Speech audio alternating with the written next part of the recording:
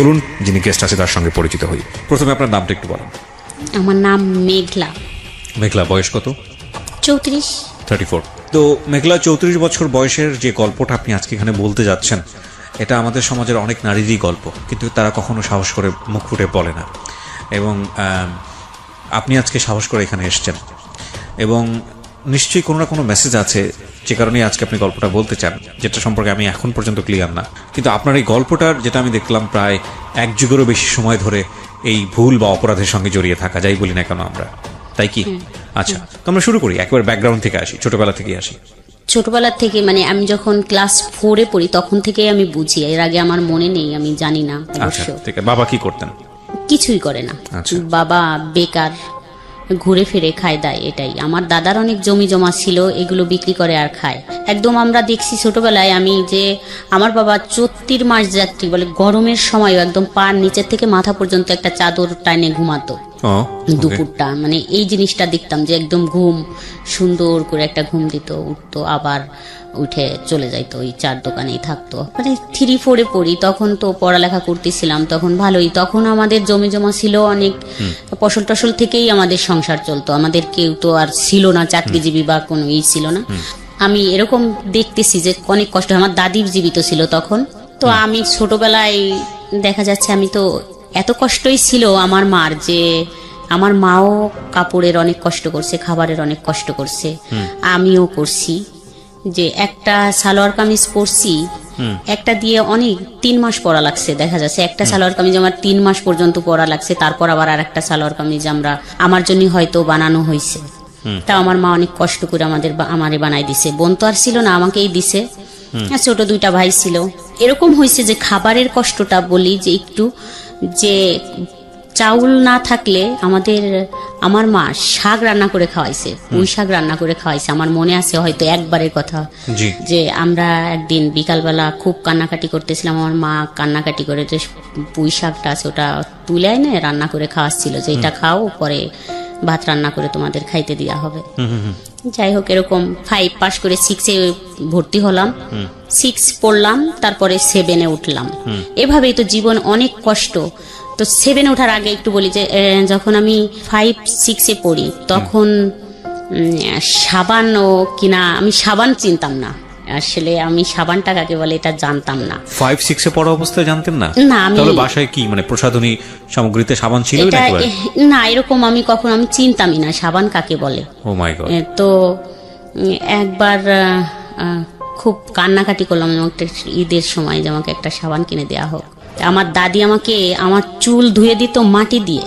ও আচ্ছা, আমার দাদি ছিল জীবিত, তো আমাকে নদীতে নিয়ে যাইতো গোসল করার জন্য। আমাদের ডাঙ্গা এলাকা, পানি খুব কম থাকতো, নদী ছিল পাশে বারাসিয়া, ওখানে নিয়ে যাইতো। আমাকে বলতো যে এই মাটি দিয়ে চুল ধুয়ে দিলে তোমার চুল অনেক সুন্দর হবে। উনি ধুয়ে দিত আমার চুলগুলা মাটি দিয়ে। মানে এতটা কষ্ট। তো একবার আমি 5-এ মনে হয় না 6-এ করি, তো কান্না করতেছিলাম ঈদের আগে যে আমাকে সাবান কিনে দিতে হবে, না হলে আমি ঈদের দিন গোসলই করব না। তা আমার বাবা আমাকে 5 টাকা দিয়ে একটা কসকো সাবান নিয়ে আসে, ছোট্ট একটা কসকো সাবান এনে দেয়। আমি খুব যত্ন সহকারে সাবানটা ব্যবহার করছিলাম অনেক দিন, 15 দিনের মতো। এভাবেই জীবন কাটতেছিল খুব কষ্টের ভিতর দিয়ে। যখন পরীক্ষা আসবে 7-এর, তখন আমি বাসে আমাকে একটা লোক দেখে এবং জিজ্ঞেস করে যে তোমার নাম কি। আচ্ছা, বাসে দেখে? তখন আমি আমার নামটা বলি আর বাবার নামটা, কিন্তু আমি একটু দুষ্টু ছিলাম, মানে খুব একটু চালু ছিলাম তখন। তো আমার নামটা বললাম এবং বাবার নাম জিজ্ঞেস করলে আমি একটু মানে থমকে গেলাম, যে বাবার নাম কেন জিজ্ঞেস করে। তো আমি কি বলবো, বাবার নামটা মিথ্যে বলবো নাকি? আবার বললাম যে বাবার নাম মানুষ মিথ্যে বলে নাকি, বাবার নামটা সঠিকই বলতে হয়, নাহলে তো কি। মানে একটু দ্বিধাদ্বন্দ্ব করে 1 মিনিট ভাইবে বললাম যে না, বাবার নাম এটা। কিন্তু আমি নামলাম আমাদের গ্রামের মাঝখানে, যেখানে আমাদের বাড়ি তার থেকে মাঝখানে নেমে গেলাম। তা উনি ওইটা ফলো করছে যে এখানে নামছে মেয়েটা। তো নামার পর উনি পরের দিন ওইখানে এসে নামছে, নাইমে জিজ্ঞেস করছে আমার বাবার নাম ধরে যে অমুকের বাড়ি কোনটা। তা ওইখানের মানুষ বলছে না, এখানে তো তার বাড়ি না, তার বাড়ি হচ্ছে ওই পাড়া, অন্য একটা পাড়া। তা বলছে তার একটা মেয়ে আছে এই নাম। তা বলছে যে হ্যাঁ ওই পাড়া বাড়ি। তা উনি ওইখান থেকে আবার বাঁচে উঠে আমাদের এই পাশে আসছে। তখন সকাল 9টা বাজে, আমি গোসল করি, স্কুলে যাবো দেখে রেডি হচ্ছি। এখন আমি দেখি ওই লোকটা আমাদের বাড়ি আসে, তা আমি ওই লোকটারে দেখে প্রথমত হাসে দিছি, বুঝতে পারছি যে কিছু একটা রং আছে হয়তো। ওই লোকটা আবার কালকে দেখলাম বাচের ভিতর, আজকে কেন দেখলাম যে আমার বাবার সাথে কথা বলতেছে। তখন আমার বাবা বাসায় ছিল, আচ্ছা, তো আমার বাবার সাথে কথা বলতেছে, তো আমার বিয়ের ব্যাপারে মনে হয় সম্ভবত আমার বিয়ের ব্যাপারেই কথা বললো। তা আমি তখন স্কুলে চলে গেলাম, তো ওনারা কি কথা হয়েছে তা তো আমি জানি না। যাই হোক, স্কুল থেকে আসলাম, শুনলাম যে আমাকে নাকি দেখতে আসবে ছেলে পক্ষ থেকে কালকে। তা বললো যে কালকে তো বৃহস্পতিবার, ওই দিন মনে হয় বুধবার ছিল, তো বৃহস্পতিবারের দরকার নাই, তো স্কুলে থাকবে এটা মানে আমার কথা বললো, তো স্কুলে থাকবে, তাহলে শুক্রবারে আসুক। আইসে আমাকে দেখলো। দেখার আগে আমার একটা ফুপি ছিল, উনি ওই ফুপিকে দেখে, দেখার পর তো বলে যে আমি এই মেয়েই বিয়ে করব। পরের ঘটনা আবার জানছি এই মেয়েটা অনেক সুন্দর, আমি এই মেয়েই বিয়ে করব। যাই হোক, উনাকে দেখে পছন্দ করে সবাই। তারপরে যখন ওই ফুপি আমাকে নিয়ে আসে, মানে আমাকে একটা ড্রেস গোলাপি কালার, আমার মনে আছে, গোলাপি একটা ড্রেস, একটা পন্স পরা ছিল আমার, আমাকে নিয়ে আইসে পরে আমার ভাসুর দেখে বললো না না, ওই মেয়ে অনেক বয়স্ক, ওই মেয়ের দরকার নাই, এইটাই নিব আমরা। যাই হোক, এভাবে দেখে চলে গেল। ওই দিন আবার সকালে আসছে ওরা 8টা-9টা বাজে, তখনই আইসে সারাদিন আমাদের বাড়ি ছিল। তো উনি হচ্ছে যার সাথে আমার বিয়ে হবে, উনি একটু বাইরে ওয়াশরুম না বলতে মানে বাইরে গেছিল, তো বাইরে থেকে হাইটে আসতেছিল। হাইটে আসা দেখে আমার মা, যে আমার মা, সে দেখে বলতেছিল যে ছেলেটা কিন্তু আমার পছন্দ হয় নাই। আচ্ছা, আমার বাবাকে বললো যে দেখো, তুমি যে মেয়েটাকে বিয়ে দিবা নিয়ে বসায় রাখছো সন্ধ্যা পর্যন্ত, ও দেখে চলে যাইতো তারপর কিছু বলতে, কিন্তু এই যে বসায় রাখলে সন্ধ্যা পর্যন্ত, তো ছেলেটা দেখে কিন্তু আমার ভালো লাগলো না। তো আমি ভিতরে দেখলাম যে আমার আব্বা আর আমার মা ঝগড়াঝাটি করতেছে, মানে একটু কথা কাটাকাটি করতেছে, যে তোমার সব সময় খালি খুদ দরাদরি। বললো যে না, একটু বয়স্ক মনে হয় ছেলেটার হচ্ছে পাটা মনে হয় খোড়া, এটা বললো, একদম ডাইরেক্ট বললো যে পা খোড়া, মানে হাঁটতে পারে না, এরকম মনে হলো। এই জন্যই এত সময় বসেছিল, ওঠে নাই। তো এই ছেলের সাথে মেয়ে দেওয়ার দরকার নাই, বা দিব না, আমার মেয়ে নিয়ে আমি দরকার হলে বাবার বাড়ি চলে যাবো। আচ্ছা, তা আমার বাবা খুব রাগারাগি করলো, বললো যে এত কথা বলো না, মানে ওদের টাকা পয়সা আছে, অনেক চাকরিজীবী ছেলে টেলে আছে, বিসিএস কেডার অফিসার আছে ফ্যামিলিতে, অনেক ভালো ভালো। এটা দেখে মানুষ তো খালি ছেলে দেখে বিয়ে হয় না, আশেপাশে একটু দেখতে হয়, তাই কথাবার্তা বললো। যাই হোক, ওরা চলে গেল। তো এটা নিয়ে খুব গ্যাঞ্জাম চলতেছিল।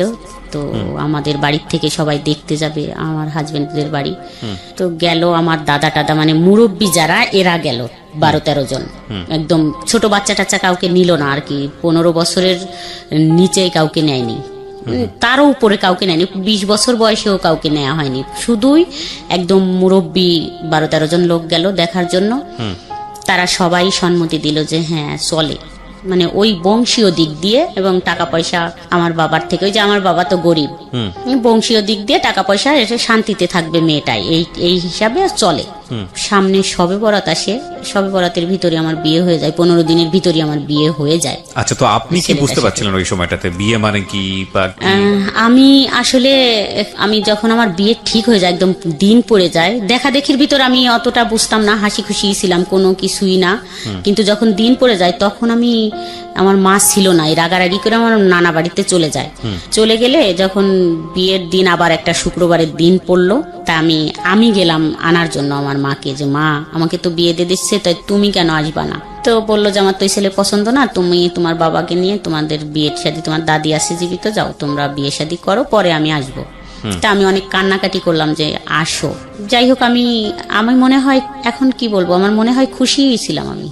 আপনি আসলে বুঝিনি খুশি কি, দুঃখ কি, আর কষ্ট কি? হ্যাঁ, আমি কখনো বুঝিনি যে আসলে ওখানে গেলে আমার এটাই মনে হচ্ছিল যে অনেক বড় লোক, একটু আমার অনুভূতিটা বলি, যে একটু বড় লোক, তাহলে তো ভালোই, সবকিছু তো সুন্দরী, তো এখান থেকে ওখানে গেলে তো ভালোই থাকবো।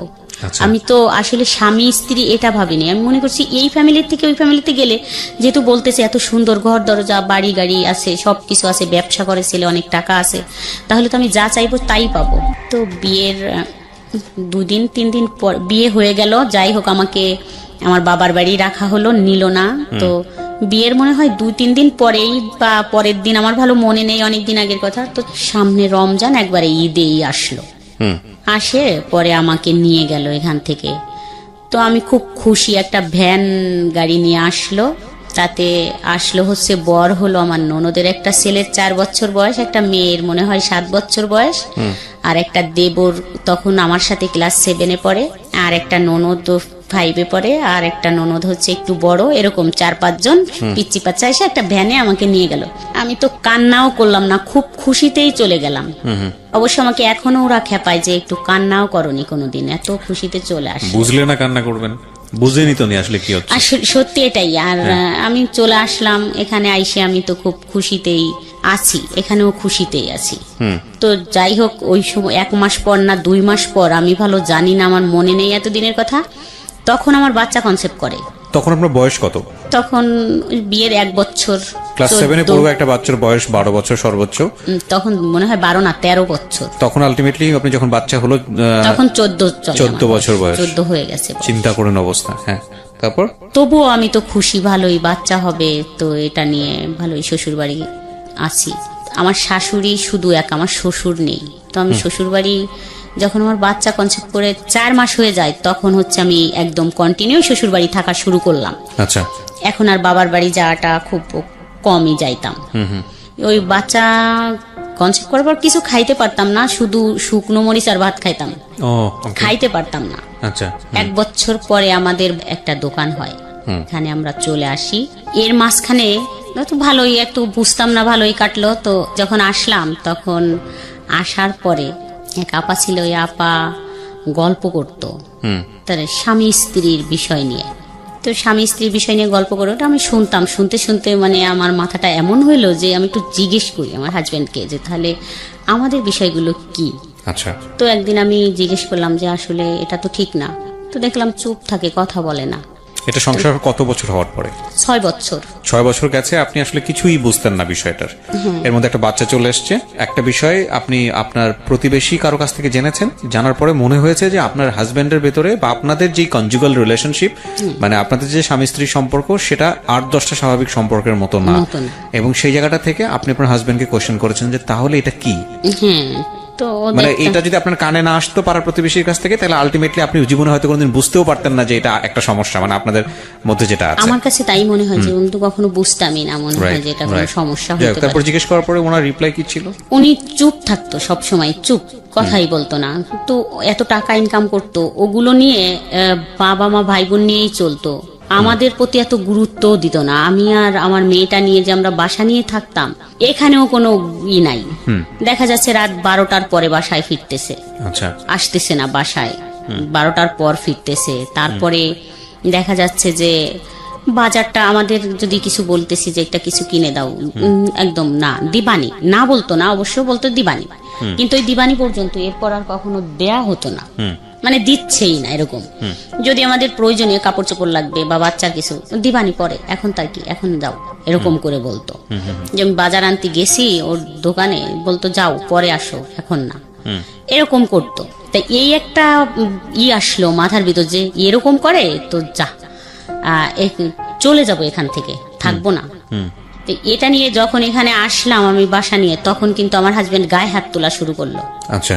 এখানে আসার পরে যে ওই যেগুলো নিয়ে চাহিদা বেড়ে গেল, এটা চা সেটা চা, বাজার ঘাট চাওয়া, তখন কিন্তু গায়ে হাত তুলতাম। মাঝে মাঝে এমন হতো যে আমার গায়ে নীল দাগ হয়ে যাইতো। আমার মেয়ে খুব কান্না করতো যে এরকম মানুষকে মারে, মানে ছোট ছিল ওটা এরকম ডলে দিত, বলতো ব্যথা লাগতেছে আম্মু, ছোট ছিল, নীল হয়ে যাইতো, মানে আমার গাটা দেখা যাইতো যে মার দিছে। এখন কেন দিত সেটাও আমি জানতাম না অনেক সময়, যে একটা বাজারের কথা বললেই এরকম মারে। তো খুব রাগ হইতো যে আমি চলে যাব, বাবার বাড়ি যাইতাম। তো বাবার বাড়ি গেলে আমার মা বলতো যে না, স্বামীর থেকে হলো আসতে হয় না, স্বামী হচ্ছে অনেক জিনিস, স্বামী খুশি না থাকলে ভেস্তে যাওয়া যায় না বা শান্তি হয় না, মানুষ ভিক্ষে করে খায়, এটা যাও। তো আমি সকালে গেলে বিকালেই আমাকে পৌঁছে দিত যে যাও চলে এখনই। আবার আমি চলে আসতাম এখানে, এরকম কিছুদিন কাটলো। তারপরে যাই হোক, ওই আপার ওই কথা শুনে এখন আমার মাথায় আসলো যে যা, এখন আমি একটা প্রেম করব, আমার মাথায় এরকম আসলো। আমি কিছুতেই ওখান থেকে বেরোতে। আপনার হাজবেন্ডকে যখন জিজ্ঞেস করলেন তখন আপনার হাজবেন্ড কি বললো? কিছু বলতো না, চুপ থাকতো। আচ্ছা, তখন আপনার মনে হলো যে আপনি একটা প্রেম করবেন। আচ্ছা, আর ওই যে বাজারঘাট সবকিছু সমস্যা মিলিয়ে যে এটা কথা বললাম, একবার বললাম যে তাহলে চলো যাই একটু ডাক্তার দেখাই, যদি ডাক্তার বলে যে কখনো সুস্থ হবে না তাহলে আমার কোনো অবজেকশন নাই, আমি কিছু বলবো না। যদি ডাক্তার বলে যে না এটা সুস্থ হবার না, কিন্তু যদি সুস্থ হয় ওষুধ খাইলে তাহলে খাও, যেহেতু টাকা আছে, তার টাকা ছিল, এটা আমার ছিল, মানে আমার ভিতরে এটা অভিযোগ ছিল যে টাকা আছে যেহেতু কিছু টাকা খরচ করো, কিন্তু সে আর নারাজ, কোনো টাকাই সে খরচ করবে না, মানে ডাক্তারই সে দেখাবে না। অর্থাৎ আমি জানছি যে সে ডাক্তার দেখাইয়েই বিয়ে করছে। আচ্ছা, ডাক্তার কি বলেছে? ডাক্তার দেখাইয়েই বিয়ে করছে। ডাক্তার বলছে যে আপনি দ্রুত বিয়ে করে ফেলেন, না হলে আপনার আরো সমস্যা হবে, যা কখনোই ভালো হওয়া সম্ভব না। ওকে ওকে, যে কারণে সে এরকম বিয়ে নীরব করেছে। থাকে। এবং আরেকটা বড় বিষয় যেটা হচ্ছে যে এইরকম একটা পরিবার, ওনার তো মোটামুটি সম্পদশালী ছিলেন আপনাদের তুলনায়, এবং এত ছোট একটা বাচ্চাকেও তার বিয়ে করার প্রশ্নই ওঠে না। আপনার সাথে আপনার হাজবেন্ডের বয়সের পার্থক্য কত? 19 বছর। Can you even imagine guys, 19 বছরের ছোট একটা বাচ্চাকে, সে ক্লাস 7-এ পড়ুয়া একটা বাচ্চাকে বিয়ে করেছে। So it was A plan, যাতে করে বাচ্চা এই ধরনের সম্পর্কে নাই, বাচ্চা কিছুই বুঝবে না, এবং তার যে ফিজিক্যাল মানে ডেফিসিট বলবো না, ফিজিক্যাল প্রবলেম যেটা আছে সেটা যাতে করে সে না বুঝে। এবং এটা খুব টেকনিক্যালি উনি খুব সুন্দরভাবে এটাকে মেনটেন করেছেন। ফরচুনেটলি আর আনফরচুনেটলি যাই বলি না কেন, এই ভদ্রমহিলা সংসার করার 6 বছর 7 বছর পরে গিয়ে সে বুঝতে পেরেছে, তাও অন্যের প্রতিবেশীর কোনো এক ভদ্রমহিলার কথা শুনে, মানে তাদের মধ্যে যেসব বিষয় নিয়ে যখন 4-5 জন মহিলা একসঙ্গে আলাপ আলোচনা করতেন, ডিসকাশন করতেন, ওই সময়টাতে উনি বুঝতে পারেন যে কি রে, ব্যাপারগুলো তো আমাদের মধ্যে এরকম না। তো সামহাও এটা নিয়ে তার হাজবেন্ডকে যখন তিনি চার্জ করেছেন তখন হাজবেন্ড সাইলেন্স ছিল। শুধু এটাই সমস্যা ছিল না, ওনার কথা অনুযায়ী আরো যে সমস্যাগুলো, সেটা হচ্ছে যে যেভাবে টেক কেয়ার করা উচিত, উনি প্রচুর পয়সা কামাতেন, সেভাবে টেক কেয়ার তিনি করতেন না। আচ্ছা, তারপরে আপনি নিজে থেকে একটা ডিসিশন নিয়ে ফেললেন যে না আমি প্রেম করব। প্রেম তো আসলে করবো এরকম বা করবো এরকম একটা প্ল্যান করে হয় না, এটা মানুষের জীবনে আসে, কিন্তু আপনি প্ল্যান করছিলেন যে না আমার একটা প্রেম করা উচিত। যাই হোক, তারপর মানে আমাকে খুব মারে আর এবং শ্বশুর বাড়ি নিয়ে যায়, যাই হোক একটা কারণে নিয়ে যায় মারে আমাকে। আমরা যেখানে বাসায় ভাড়া থাকি সেখান থেকে আমার শ্বশুর বাড়ি আমাকে নিয়ে যাওয়া হয় ডাইকে, নিয়ে যায় ওখানে যায় আমাকে আমার ভাসুর বলে যে এই কথাটা কে বলছে তোমাকে সেটা বলে, একটা কথা ছিল কিন্তু আমি বলতে চাচ্ছিলাম না দেখে ওরা ওই ভাসুর দাঁড়ায় থাকে এবং আমার হাজবেন্ড আমাকে খুব মারে। তো মারলে ওই দিন আমাকে যখন নিয়ে আসে আমাদের বাসার থেকে, সেদিন আমার বাচ্চা দুটো আমার বাসায় ছিল এবং আমাকে নিয়ে যায়। নিয়ে যাওয়ার পরে আমি পথেই ভাবতেছিলাম যে আমার কপালে আজকে কষ্ট আছে, কিন্তু যদি এরকম কিছু হয় বিনা অপরাধে আমাকে যদি মারে তাহলে আমি আর এই দুটা নাম থাকবে না। আমার হাজবেন্ড আর আমার নামটা মনে মনে ভাবে বললাম যে এই দুটা নাম পাশাপাশি থাকবে না, এর সাথে এই নাম দুইটা ডিলেট হয়ে যাবে, কিন্তু একটা নাম পাশাপাশি বসবে। তো যাই হোক ওখানে যে এরকম কিছুই ঘটলো। তারপরে তো আইসে ভাবতে শুরু করলাম যে আমি এমন একটা ছেলের সাথে রিলেশন করব যে সে গুন্ডা হবে, মানে যাতে করে আপনি প্রতিশোধ নিতে পারেন। হ্যাঁ, আমি প্রতিশোধ বলতে আমি যদি বলি যে ওকে মাইরে ফেলো, যাতে মাইরে ফেলে আমাকে নিয়ে যাইতে পারে, মানে সে খুব ক্ষমতাশালী হোক, এরকম ভাবতাম যে আমি যা বলবো সে তাই শুনবে। আমাকে নিয়ে গেলে আমার হাজবেন্ডরা তো অনেক প্রভাবশালী, মানে ক্ষমতার দিক দিয়ে টাকার দিক দিয়ে না থাকলেও যাতে এইটা সে ট্যাকেল দিতে পারে। আচ্ছা, এখানে একটা বিষয় খেয়াল রাখবেন, আমি সবসময় যে কথাটা বলি আপনাদেরকে সেটা হলো প্রত্যেকটা অপরাধ কিংবা ভুলের পেছনে একটা নির্দিষ্ট কারণ থাকে, এবং এই কারণ ছাড়া কখনোই ভুল বা অপরাধের জন্ম হয় না। যেমন ধরুন ভদ্রমহিলা এখন গল্পের যে জায়গাটিতে আছে সেই জায়গাটি থেকে যদি একটা টার্ন নেয় এরকম ভাবে যে না একসময় সে এরকম একটা সম্পর্ক করলো এবং তার হাজবেন্ডকে মেরে ফেললো। আমরা গণমাধ্যমে, পত্রপত্রিকায়, মিডিয়াতে যেসব জিনিস আমরা দেখি যে একটা ঘটনা একেবারে যখন এক্সট্রিম পর্যায়ে চলে যায় তখন সেটা চলে আসে। যেমন ধরেন কিছুদিন আগে এরকম একটা খবর আপনারা হয়তো সোশ্যাল মিডিয়াতে দেখেছেন যে একজন ভদ্রমহিলাকে অ্যারেস্ট করা হয়েছে, পুলিশ অ্যারেস্ট করেছে, এবং সে অ্যারেস্ট করার সঙ্গে সঙ্গে জবানবন্দি দিয়েছে যে সে তার হাজবেন্ডকে ঠান্ডা মাথায় খুন করেছে, খুন করে ওয়ার্ড ড্রয়ারে রেখে দিয়েছিল 6 দিন বা 7 দিন। এখন এইটা ডিরেক্টলি যখন একটা পত্রপত্রিকা বা মিডিয়াতে চলে আসে তখন আপনি শুধু এটুকুই জানেন কি করেছে, মহিলাটা তার হাজবেন্ডকে খুন করেছে এবং মহিলা দেখা যাচ্ছে কানতে কানতে সেটা সে একটা স্টেটমেন্ট দিচ্ছে কি যে আমি আমার হাজবেন্ডকে খুন করেছি, খুন করে তাকে একেবারে ড্রয়ারে রেখে আমি অফিসে করেছি। ভদ্রমহিলা গার্মেন্টসে কাজ করে, অফিস করে এসে 2 দিন যাবত সে অফিস করেছে, তারপরে গিয়ে এসে ধরা পড়েছে। তো আপনি তখন মহিলাটাকে কি ভাববেন? নিঃসন্দেহে খারাপ ভাবেন। ইনফ্যাক্ট এটা খারাপ কাজ, ভয়ঙ্করতম খারাপ কাজ, অপরাধ করেছে, সে শাস্তি পাওয়ার যোগ্য। কিন্তু যখন আপনি স্টোরিতে যাবেন, বিহাইন্ড দ্য স্টোরিতে যাবেন, আপনি হয়তো এই যে এইরকম যদি একটা স্টোরি থাকে যে গায়ে হাত তুলেছে, 6-7 বছর ক্লাস 6-7-এ পড়া অবস্থায় তাকে বিয়ে করেছে এবং বিয়ে করে তাকে 6-7 বছর ফিজিক্যালি টর্চার করেছে, এবং এক পর্যায়ে গিয়ে যখন সবকিছু সে জানতে পেরেছে তখন আলটিমেটলি তাকে কিভাবে দমানো যায় সেজন্য পাশবিক নির্যাতন করছে, এবং তারপরে এরকম একটা ঘটনা ঘটে গেছে। সো আমি সবসময় বলি যে রেজাল্ট দেখে কখনোই উত্তেজিত হওয়া উচিত না। বা একটা ডিসিশন নিয়ে ফেলা উচিত না যাতে করে আরেকটা ভুল হওয়ার সম্ভাবনা থাকে। সবসময় বিহাইন্ড দ্য স্টোরিতে যাওয়া উচিত, আমি মনে করি এটা। হ্যাঁ, ডেফিনেটলি আইন নিজের হাতে তুলে নিলে তো সেক্ষেত্রে নিজের শাস্তি পেতেই হবে, এবং সেক্ষেত্রে কেউই রেহাই পায় না। যাই হোক, বলেন তারপর কি হলো? এগুলো ভাবতেছি, মানে ভাবতে তো আর সময় লাগবে, সম্পর্ক হইতেও তো সময় লাগে, এরকম তো মানে প্রতিশোধ নিতে হবে আর কি। প্রতিশোধ মানে আমার এখান থেকে বেরোইতে হবে, এটাই ছিল যে আমি তো আমার বাবা মার কাছে যাচ্ছি। আচ্ছা। ওরা তো ওই যে আমার হাজবেন্ডের টাকায় কিন্তু আমার বাবার বাড়ি চলছে। এখানে আরেকটু বলি যে আমার যেই 3টা ভাই, এরা তো বড় হয়ে গেল আস্তে আস্তে। তো ওই যে আমার বাবা তো কাজ করে না কিছু, তো আমার হাজবেন্ড আবার আমার মাকে খুব হাত করছে। মানে এখান থেকে কিছু টাকা পয়সা ওখানে দেয়, যেটা একটু সংসার চলে, হয়তো মাসে 2-3 হাজার বা 5 হাজার টাকা দিয়ে তাদের একটু চলতেছে। এই জন্য হচ্ছে আমার হাজবেন্ডের সাপোর্ট নিত। আচ্ছা, মানে আপনার সাপোর্ট নিত না আপনার না না, কখনোই আমার সাপোর্ট তো তারা কখনো নেয়নি বা নেয় না। সব সময় বলে যে ও ভালো মেয়ে না, ও ভালো না, ও ভালো না, এরকম করে বলে। পরে এসে দেখা যাচ্ছে আমার আবার একটা বাচ্চা কনসেপ্ট করলো, তো সেখানে আমার একটা ছেলে হয়। আচ্ছা। তো ছেলে হওয়ার পরে আমার হাজবেন্ড আবার এই সময়, ছেলের যখন 5-7 মাস বয়স, তো তখন আমার হাজবেন্ড আবার পাগল হয়ে যায়, মানে ব্রেন শর্ট হয়ে যায় ওর। আচ্ছা। তো 9 মাস থাকে একটানা এইভাবে পাগল অবস্থায়। তো আমি ছোট বাচ্চা নিয়ে ওনাকে খুব কষ্ট করে সুস্থ করে তুলি, 9 মাস পর্যন্ত লাগে। উনি তখন হচ্ছে পুলিশ দেখলে ভয় পাইতো বা আর্মি দেখলে ভয় পাইতো। এটা যাই হোক, এরকম করে আমি সুস্থ করে আবার দোকানে ফিরাই আনি। ওখানে আমি খুব শক্তভাবে দাঁড়াই। তখন থেকে আমি একটু বাইরে বেরোনো শুরু হয়ে গেল, রাস্তাঘাটে, বাজার টাজারে। আর আমার ছেলেটা দেখার পরে আমার হাজবেন্ড আবার একটু চেঞ্জ হয়ে গেল। আচ্ছা। তখন ছেলে হওয়ার পরে খুব বাজার টাজার আর কষ্ট টষ্ট দিত না, খাওয়া দাওয়ার তখন থেকে যে বাজারটা চাইলেই দিত, ওগুলো খুবই করতো, টেক কেয়ার করা শুরু করলো।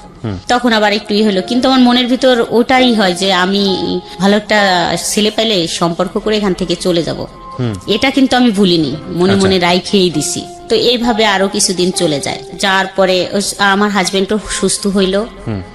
আর আমারও আবার একটা টিউমার হয় পেটে, সেটার অপারেশন হয়, আমিও সুস্থ হই। যাই হোক, আমার ছেলে মেয়ে দুইজনই মানে লেখাপড়া, মানে ছেলের বয়স 3 বছর হয়ে যায়, লেখাপড়া করানোর মতো সময় এসে যায়। তো মেয়ে হচ্ছে তখন 3তে পড়ে মনে হয় মেয়েটা। তখন আমাদের এই বাসার পাশে এক বাসায় একটা ছেলে আসে। ছেলেটা হাফেজ 30 পাড়ার, আর এসএসসি পরীক্ষা দেবে বোধ হয় তখন। তো আইসে ও পড়াতো, আরবি পড়াতো, পাশে আর 2-3টা বাচ্চাকে পড়াতো। তাই ওই ভাবি আমাকে একদিন ডাইকে বললো যে, ভাবি আপনার মেয়েকে পড়াবেন, তো একটা ছেলে আরবি পড়ায়, তো কোরআন শরীফটা তাড়াতাড়ি শিখে যাবে, তো পড়ান। বললাম আচ্ছা ঠিক আছে, কখন পড়ায়? বিকালে। বললাম ঠিক আছে, কালকে থেকে পড়বে। তা ও বলে দিল ছেলেটাকে, আর আমার মেয়েটাকেও আমি দিয়ে আসলাম। আচ্ছা। তো মেয়ে পড়তে যায় দেখে ছেলেও বলে যে আমিও যাব, ও পড়তে যায়। একদিন ওই ছেলে নাক ধরে হচ্ছে টান দিছে এরকম। আচ্ছা। ওই ছেলেটা যে পড়ায়, টান দিলে নাকটা মনে হচ্ছে ভেঙে গেছে এরকম। তো আমি পরের দিন দেখে বললাম নাকে কি হয়েছে? তা বললো কি, হুজুর আমার নাক ধরে টান দিছে, তাই এরকম হয়ে গেছে। তা আমি তখন হচ্ছে যাই বলি যে আপনি যে নাকটা ধরে এরকম টান দিলেন, দেখেন তো কি হয়েছে। আমি তো বুঝতে পারিনি, ওর ওরকম ফর্সা মানুষ, এই জন্য ও নাকটা এরকম লাল হয়ে গেছে। আচ্ছা। এই প্রথমই কথা। তারপরে যাই হোক, ও ওখানে পড়াচ্ছে। ওই ভাবির হাজবেন্ড হচ্ছে চাকরি করে, দুপুরি বাসায় আসে, তো 4-5টা বাচ্চা চিল্লাচিল্লি, ইনার একটু ডিস্টার্ব হয়।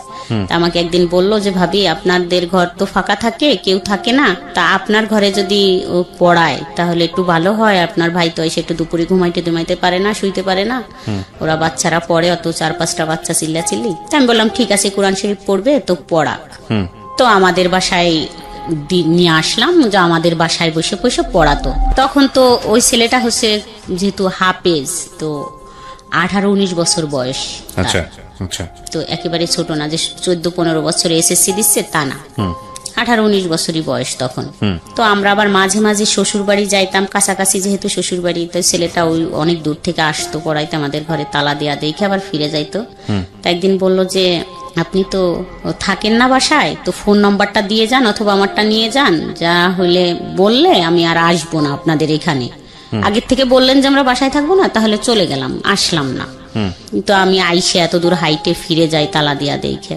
বললাম ঠিকই তো, এরকম তো ভালো হয়, বলে দিলাম যে আইসেন না, আজকে আমরা বাসায় থাকবো না। তখন হচ্ছে ফোন নম্বরটা নেওয়া হলো। আচ্ছা। তো তখন আমার ছেলের বয়স তো 3 বছর হয়ে গেছে, ছেলে স্কুলে দিব এরকম টাইম। তা একদিন আমাদের ওইখানে খুব বড় সড়ো মেলা হয়, সেই মেলার জন্য আমরা যাচ্ছিলাম, কিন্তু আমি আর যাইতে যাইতে যেটা ফোন দিব মনে ছিল না। আচ্ছা। তো আমি যাইয়ে সন্ধ্যার সময় ফোনটা দেই নাম্বারে যে হুজুর আমরা তো চলে আসছি, মনে নেই আপনাকে বলে আসতি, আমরা তো 2-3 দিন থাকবো। তা বললো আমি তো দুপুরে গেছিলাম, আপনাদের তালা দিয়া দেখছি। বলছি হ্যাঁ আমার মনে ছিল না, আপনাকে একটু বলে আসবো। ওকে। তারপরের দিন 10টার দিকে আবার ফোন দিয়েছে ছেলেটা, বলতেছে যে আপনারা কখন আসবেন। বললাম আজকে তো আসবো না, আবার 4-5 মিনিটের মতো কথা হলো। আবার বিকালে ফোন দিছে, কেন আসবেন না, চলে আসেন। বললাম না আজকে তো বিকাল হয়ে গেছে, আজকে আসবো না, কালকে আসবো। তো পরের দিন সকালবেলা একদম ঘুম থেকে উঠলেই ফোন দিছে যে এখনই চলে আইসেন কিন্তু। তো আমরা তো সেদিন চলেই আসবো। আসার পর এরকম ফোনে কথা বলাটা আস্তে আস্তে শুরু হলো এই ছেলেটার সঙ্গে? হ্যাঁ। আচ্ছা। কথা বলতে বলতে তো এই ফোন দেয়, আমাদের বাসায়ও তো 2-3 ঘন্টা থাকে পড়ায়, টাইমটা দুপুর থেকে বিকাল পর্যন্ত থাকে। আবার বিকালে চলে যাচ্ছে, যাওয়ার পর আবার ফোন দিচ্ছে, কি করতেছেন। বলতাম যে কি ব্যাপার ফোন, তো কথা বললে কি হয় এরকম। যাই হোক আস্তে আস্তে আগালাম যে ঠিক আছে, তো একটু দুষ্টামি করি কথা বলতেছে যখন। কিন্তু আমার মনের ভিতর আছে যে আমি তো এরকম ছেলের সাথে কথা বলবো না, ফাজলেমি করি, ফোন যেহেতু দিচ্ছে একটু কথা বলি। কিন্তু আমি যখন এরকম ছেলে পাবো যে গুন্ডা মস্তান টাইপের, তখন আমি তার সাথে রিলেশন করব, যাই হোক এরকম পলাবো। তো এর সাথে কথা বলতেছি বলি, তো 1 মাস পর বাদ দিয়ে দেবো এরকম মনে হইলো তখন, যে 1 মাস পর বাদ দিয়ে দেবো কথা বলা। তো আমি 1 মাস কথা বললাম, রেগুলার প্রতিদিন কথা হইতো, সন্ধ্যার পর 1-1.5 ঘন্টা, তারপরে দিনে 2-3 বার। কি বলতেন 1-1.5 ঘন্টা একটা অচেনা অপরিচিত মানুষ? জানি না কি কথা হইতো, এরকম 1-1.5 ঘন্টা কথা হইতো। যাই হোক 1 মাস পর যখন ভাবলাম যে এটা তো ভালো না, যেহেতু আমি বিবাহিত, আমি বললাম যে আমি তো বিবাহিত আর তুমি ছোট মানুষ, এটা ঠিক না। আপনার চেয়ে ছোট ছিল বয়সে? হ্যাঁ আমার থেকে একটু ছোট ছিল। একটু বলতে কত বছরের ছোট? 6 বছরের। 6 বছর, এটা একটু না ভালোই ছোট। হ্যাঁ। তারপরে বললাম যে না কথা বলো না, তুমি ছোট মানুষ আর আমি তো বিবাহিত, যাই হোক কথা বলার দরকার নাই। কিন্তু সে বলল যে না, কথা না বললে বাঁচবো না, তো মরে যাব। ওকে। সে জানতো যে আপনি তার চেয়ে বয়সে বড়? হ্যাঁ, বাচ্চা 2টা আমাদের বাসায় আসতো, পড়াইতো তো। না ঠিক আছে, কিন্তু বয়সে বড়টা তো জানতো। হ্যাঁ। তারপরে তো বললাম না এটা কি বলো, এরকম কি সম্ভব নাকি কথা বলা। ওকে আপনি করে বলতো?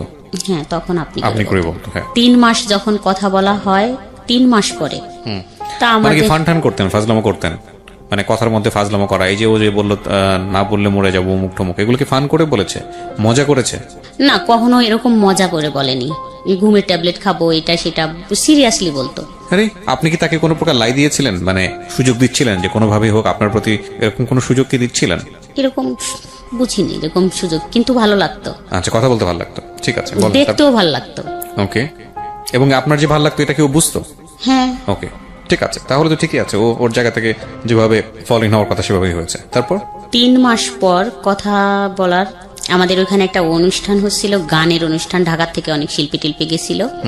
অবশ্য সেদিন প্রথম বলল যে এখানে যাওয়া যাবে না, যেহেতু ও হুজুর, মানে ও তো হাফেজ ছিল 30 পাড়ার। তো আমি একটু যেহেতু এরকম সাজুগুজু করতাম, এইগুলো থেকে শুরু করলো যে না এরকম সাজা যাবে না, বোরখা পরে চলতে হবে বা মুখ টুক ঢাকতে হবে, পর্দা করতে হবে, নামাজ পড়তে হবে। তো নামাজে ফুল ফিট চলে আসলাম, 5 ওয়াক্ত নামাজ পড়া। তো পর্দা করতে হবে, পর্দার জন্য খুবই দিল যে পর্দা করতে হবে, মুখ খুলে কারো সামনে যাওয়া যাবে না কোনো ছেলে মানুষের, আর ওইখানে গানে তো যাওয়াই যাবে না এবং বাচ্চাদেরও যাইতে দেওয়া যাবে না। বললাম ছোট বাচ্চা, এত বড় অনুষ্ঠান, সবাই তো চলে যাচ্ছে, নিয়ে যাক। তা পাশের এক ভাবি এসে বলল যে ভাবি যাবেন না? বললাম যাবো তো, আমি তো একটু কাজ করব, তো যাবো একটু পরে, আপনি বাবুদের নিয়ে যান। তা ওই ভাবি দুজনেই নিয়ে গেল, ছেলে এবং মেয়েকে নিয়ে গেল। নিয়ে যাওয়ার পরে ওরা ওইখানে দেখতেছে অনুষ্ঠান, কিন্তু ও ছেলেটা আমাদের বাসায় আসলো তো দেখার জন্য যে আমি গেছি কিনা। কোন ছেলেটা? যে ছেলেটা পড়ায়? হ্যাঁ, যে ছেলেটা পড়ায়, ওই ছেলেটা আমাদের বাসায় আসলো। আসার পরে দেখলো যে আমি কাজ করতেছি, যাইনি। তো আমাদের ঘরে আসলো, তখন ওই পাড়ার মানে কেউই বাচ্ছিল না, সবাই গেছিল, শুধু আমি যাইনি। মানে মোটামুটি পাড়া ফাঁকা, ঘর ফাঁকা। আপনার হাজবেন্ড দিনের বেলা কোথায় থাকতো? দোকানে বিজনেসের কাজে ব্যস্ত থাকতো। হ্যাঁ, আমাদের দোকান আছে, তো সকাল 8টায় চলে যায় আর রাত 11টায় আসে। এর মাঝখানে কোনো খোঁজ খবর নাই? না, আসতো না। এটা কি আপনার এই যে ছেলেটা পড়াতো বাড়িতে, এও জানতো বিষয়টা? হ্যাঁ। তারপর তারপরে আসলো, বসলো, তো কথা বলতেছিলাম আমরা ঘরের ভিতরেই। তো প্রথম জড়াই ধরলাম আমি, মানে বসে আছে এমনি যাই জড়াই ধরলাম 3 মাস পর কথা বলার। তারপরে তো ও মাথা নিচু করে বসে আছে, ভয় পাচ্ছিলাম আমিও। তারপরে ও বলল যে ঠিক আছে তুমি যাবা না ওখানে গান শুনতে, ওটা ভালো জিনিস না, তুমি থাকো, তাহলে আমি চলে যাই। তো ও চলে গেল। চলে যাওয়ার পরে এরকম তো 1 বছর কথা হইলো আমাদের। এইরকম বাসায় যাওয়া আসা? হ্যাঁ, তো প্রতিদিন আসে ও পড়াইতে, ওইটাই। তাই ছাড়া এমনি হয়তো কখনো আসলে আমি শুয়ে আছি, হয়তো আমার পায়ে হাত দিল, পাটা একটু হাত দিল, এরকম হয়তো আমার মাথায় হাত দিল বা আমার চুলে একটু হাত দিল, এরকমই হাত দিত। তারপরে বিষয়টা কি দাঁড়াচ্ছে যে আপনারা কি দুজনকে ভালোবেসে ফেললেন, নাকি এটা অন্য কোনো ধরনের সম্পর্ক ছিল? না, দুজনকে ভালোবেসে ফেললাম। মানে এরকম হইলো যে আমি তো কান্না করতাম আর বলতাম যে এরকম আমি তো ভাবছি যে আমি এরকম একটা ছেলেকে ভালোবাসবো, আমি তো থাকবো না এখানে। তা ও বলতো যে ঠিক আছে আমি তোমাকে ওখান থেকে নিয়ে যাব, আর রাখবো না ওখানে, মানে আমার একটু সময় দাও, আমি নিয়ে যাব। এরকমই কথা চলতো। মানে আপনার এই অতীত জীবন সম্পর্কে বা আপনার সংসার জীবন সম্পর্কে আপনি তাকে বলতেন, শেয়ার করতেন? বলতাম। তারপরে তো এরকম 1 বছর কথা হলো, ও ম্যাট্রিক পাশ করলো। এখন ওদের বাসার থেকে তো ওকে বলে যে চাকরি বাকরি করো, তো বসে থাকা যাবে না। তো একবার ঢাকায় আসতো, কান্নাকাটি করতো, আমি থাকতে পারি না, তোমাকে থুয়ে থাকতে পারি না, এরকম বলতো। তারপরে যখন এরকম কিছু হয় তখন আমি কখনো তো কোনো ছেলের সাথে এইভাবে মিশিনি। আমার ক্লাস 7 থেকে বিয়ে হয়ে যায়, আমি তো আমার হাজবেন্ডের সাথেই থাকতাম একসাথে এখানে বাসায়। তো এরকম কিছুর পরে আমি ভাবলাম যে এরকম আবার পৃথিবীতে কিছু আছে, এত সুন্দর মানুষ হইতে পারে, এত ভালো লাগা থাকতে পারে, বা এত মানুষকে এত ভালোবাসতে পারে, এরকম আরো বেশি কনফিডেন্সের সাথে হয়ে গেলাম যে না, এটাই তো সব কিছু, এরকমই তো সব, এটা কি। তো আমি তখন মনে মনে ভাবলাম যে যাই হোক, ধরেই রাখবো সারা জীবন, কখনোই আর ছাড়ে যাব না।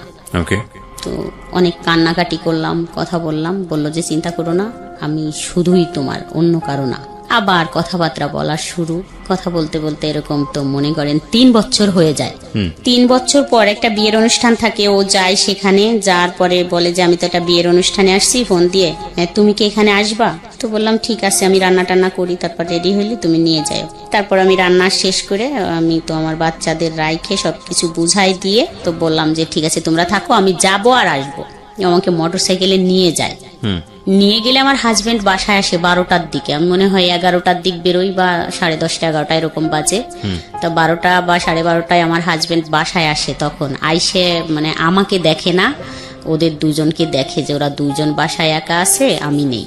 তো তখনইও ওই ছেলেটাদের, আপনার 2 বাচ্চাকে দেখে। হ্যাঁ, তখনই ওই ছেলেটাদের বাসায় যায়, মানে কিছুই জানে না বা কোনো কিছুই না, কিন্তু আমাকে দেখতো আশেপাশের মানুষ। আমি ফোনে সারাক্ষণ কথা বলতাম, যে খালা টালা যাদের বলতাম, ভাবি টাবি, ওরা বলতো তোর তো কান নষ্ট হয়ে যাবে, তুই ফোনে কথা বলিস এইভাবে, তোর কান নষ্ট হয়ে যাবে। তো ওইটা বুঝতো যে আমি ফোনে কারোর সাথে কথা বলি। কিন্তু আমার হাজবেন্ড একবারে ডাইরেক্ট ওদের বাসায় যায় বলে যে আপনার ছেলে আমার বউ নিয়ে চলে গেছে, আরো 10 লক্ষ টাকা নিয়ে গেছে, আমার বউ নিয়ে আসেন, আমার 2টা বাচ্চা রাইখে নিয়ে চলে গেছে। এর আগ পর্যন্ত কি এই ছেলেকে নিয়ে আপনার সঙ্গে কোনো কথাবার্তা হয়েছে? আপনার হাজবেন্ডের কোনো কিছু কথাবার্তা হয়নি? কোনো হাজবেন্ড বললেন মানে কারোই কোনো কথাই হয় নাই। আপনার হাজবেন্ড এই ছেলেটাকে সন্দেহ করে এরকম কোন আচরণ দেখিয়েছে? না, ও তো কখনো দেখেইনি যে ও কখন বাসায় আসে আর কখন যায়। আপনার বাড়ির আশেপাশে কেউ কি সন্দেহ করতো এই ছেলেটাকে নিয়ে?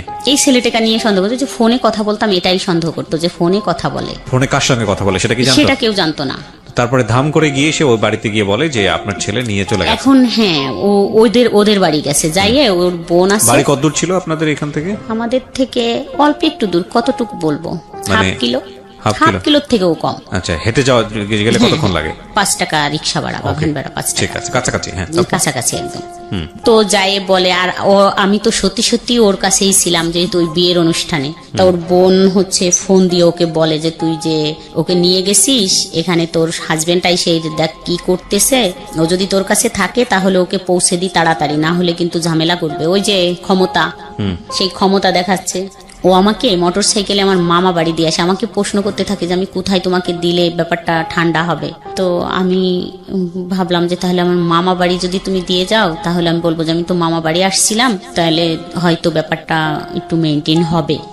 তো আসলাম মামা বাড়ি দিয়ে, ও মোটরসাইকেল টান দিয়ে তো আমাদের বাসার এখানে আইসে আমার হাজবেন্ডের দোকানেই সরাসরি আসছে, আইসে কথা বলছে আপনি এরকম যে বলছেন আপনি, আমি ওকে নিয়ে গেছি, কই আমি তো নিয়ে যাই, আমি তো বাসায়, আর আপনার ওয়াইফ কোথায় গেছে আপনি খুঁজে দেখেন, এরকম কিছু বলতেছিল। তখন হচ্ছে আমাদের রিলেশন 2-3 বছর হয়ে গেছে। আচ্ছা, তারপরে আমি যে মামা বাড়ি আমাকে নামাই দিল, ও বাড়িও খোঁজ অনেক হয়ে গেছে, ফোনে তো সবার কাছে জানাজানি হয়ে গেছে, আমাকে পাওয়া যাচ্ছে না, চলে গেছি আমি এরকম। তা ওই মামিরে বললাম, আমার মামিরে, যে মামি এরকম তো করছে, তাহলে আমাকে কিভাবে পৌঁছে দিয়ে আসবেন, আসেন, আমার তো ভয় করতেছে। তারপর বললো তুই সত্যি কথা বলতো, তুই কোথায় ছিলি? তা আমি সত্যি বললাম যে ওর সাথেই ছিলাম, ওই ছেলেটার সাথে ছিলাম, এরকম একটা ছেলের সাথে কথা বলি, ছেলেটা কিন্তু অনেক সুন্দর দেখতে, আর আমি কিন্তু ওর সাথে চলে যাব। ওই মামিকে বললাম আমি কিন্তু ওকে বিয়ে করব, এটা একটু সময় লাগবে ওর চাকরির জন্য, তাই তুমি আমাকে যেভাবে পারো ঘরে দিয়ে আসো। তখন মামির কাছে ডিসক্লোজ করলেন? হ্যাঁ বললাম। তো ওই মামি আমার একটা মামাতো ভাইকে ডাইকে বলল যে এই ঘটনা। তা ওই মামাতো ভাই বলল যে তাহলে ছেলেটাকে ডাকতো, তোকে দিয়ে আসার আগে ছেলেটাকে দেখি যে আসলে ছেলেটা তোর কথা মতো যদি সুন্দর হয়, ভালো হয় ছেলেটা, তাহলে আমরাই তোর এর থেকে বের করব, মানে এখানে ডিভোর্স আর ওইখানে বিয়ে দিয়ে দেবো, এরকম কথা হলো। আমি ফোন দেওয়ার সাথে ও আবার চলে আসলো আমার মামা বাড়িতে। তা আসার পর বলল যে কেন আসবো? তা আমি বললাম যে তোমাকে দেখতে চাচ্ছে, যদি কথাটা যেহেতু এরকম হয়েছে যে চলে গেছে, তাহলে ওরা যদি দেখে তোমাকে ভালো লাগে, তা বলছে তাহলে এখানে এরকম কিছুই হবে যে ওখান থেকে ডিভোর্স, আর এখানে তুমি আমার 2-3 মাস অপেক্ষা করার পর তোমার সাথে আমার বিয়ে হবে, ওরা বলতেছে। তা ও রাজি হলো, ও চলে গেল ওখানে। কি করতো তখন ও তখন কিছু করতো না। বয়স কত তখন ছিল ওর? এসএসসি পাশ করছে মাত্র, 19। চিন্তা করেন অবস্থা। ওকে, তারপরে ও যাওয়ার পরে মানে আমার ছোট ভাই ওই আমার মামার বাড়িতে একটা মোটরসাইকেল নিয়ে গেছে। ও যাওয়ার পরে কথা হলো, আমার মামার সাথে কথা হলো, বলল যে পছন্দ করো? তা বললো যে হ্যাঁ। তাহলে কি করবা? বললো যে আপনি যেটা বলেন। মামা বললো তাই কি করবো, আমি কি বলবো তোমারে, ও তো একজনের বউ। তা বললো ঠিক আছে, ওখান থেকে নিয়ে আসার ব্যবস্থা করেন, তারপরে এটা মিউচুয়াল হলে আমি ওকে বিয়ে করব, নিয়ে যাব এখান থেকে, আপনার টেনশন নাই। তারপরে ওইভাবে কথা সেটেল হয়ে ওকে বললো যে তাহলে ঠিক আছে, আমি ওকে উঠাই দিয়ে আসি বাসে। বা সেই রাস্তা হাইওয়ে নিয়ে গেছে, কিন্তু আমাকে ফোন দিয়ে বলতেছে এখানে কিছু লোক আমাকে আটকে রাখছে, তুমি একটু আসো। তো আমি ছেলেটা আমাকে ফোন দিয়ে বললো যে আমাকে তো এখানে আটকে রাখছে, তুমি একটু আসো, দেখো আমাকে তো বাসে উঠতে দিচ্ছে না, আমাকে যাইতেই দিচ্ছে না।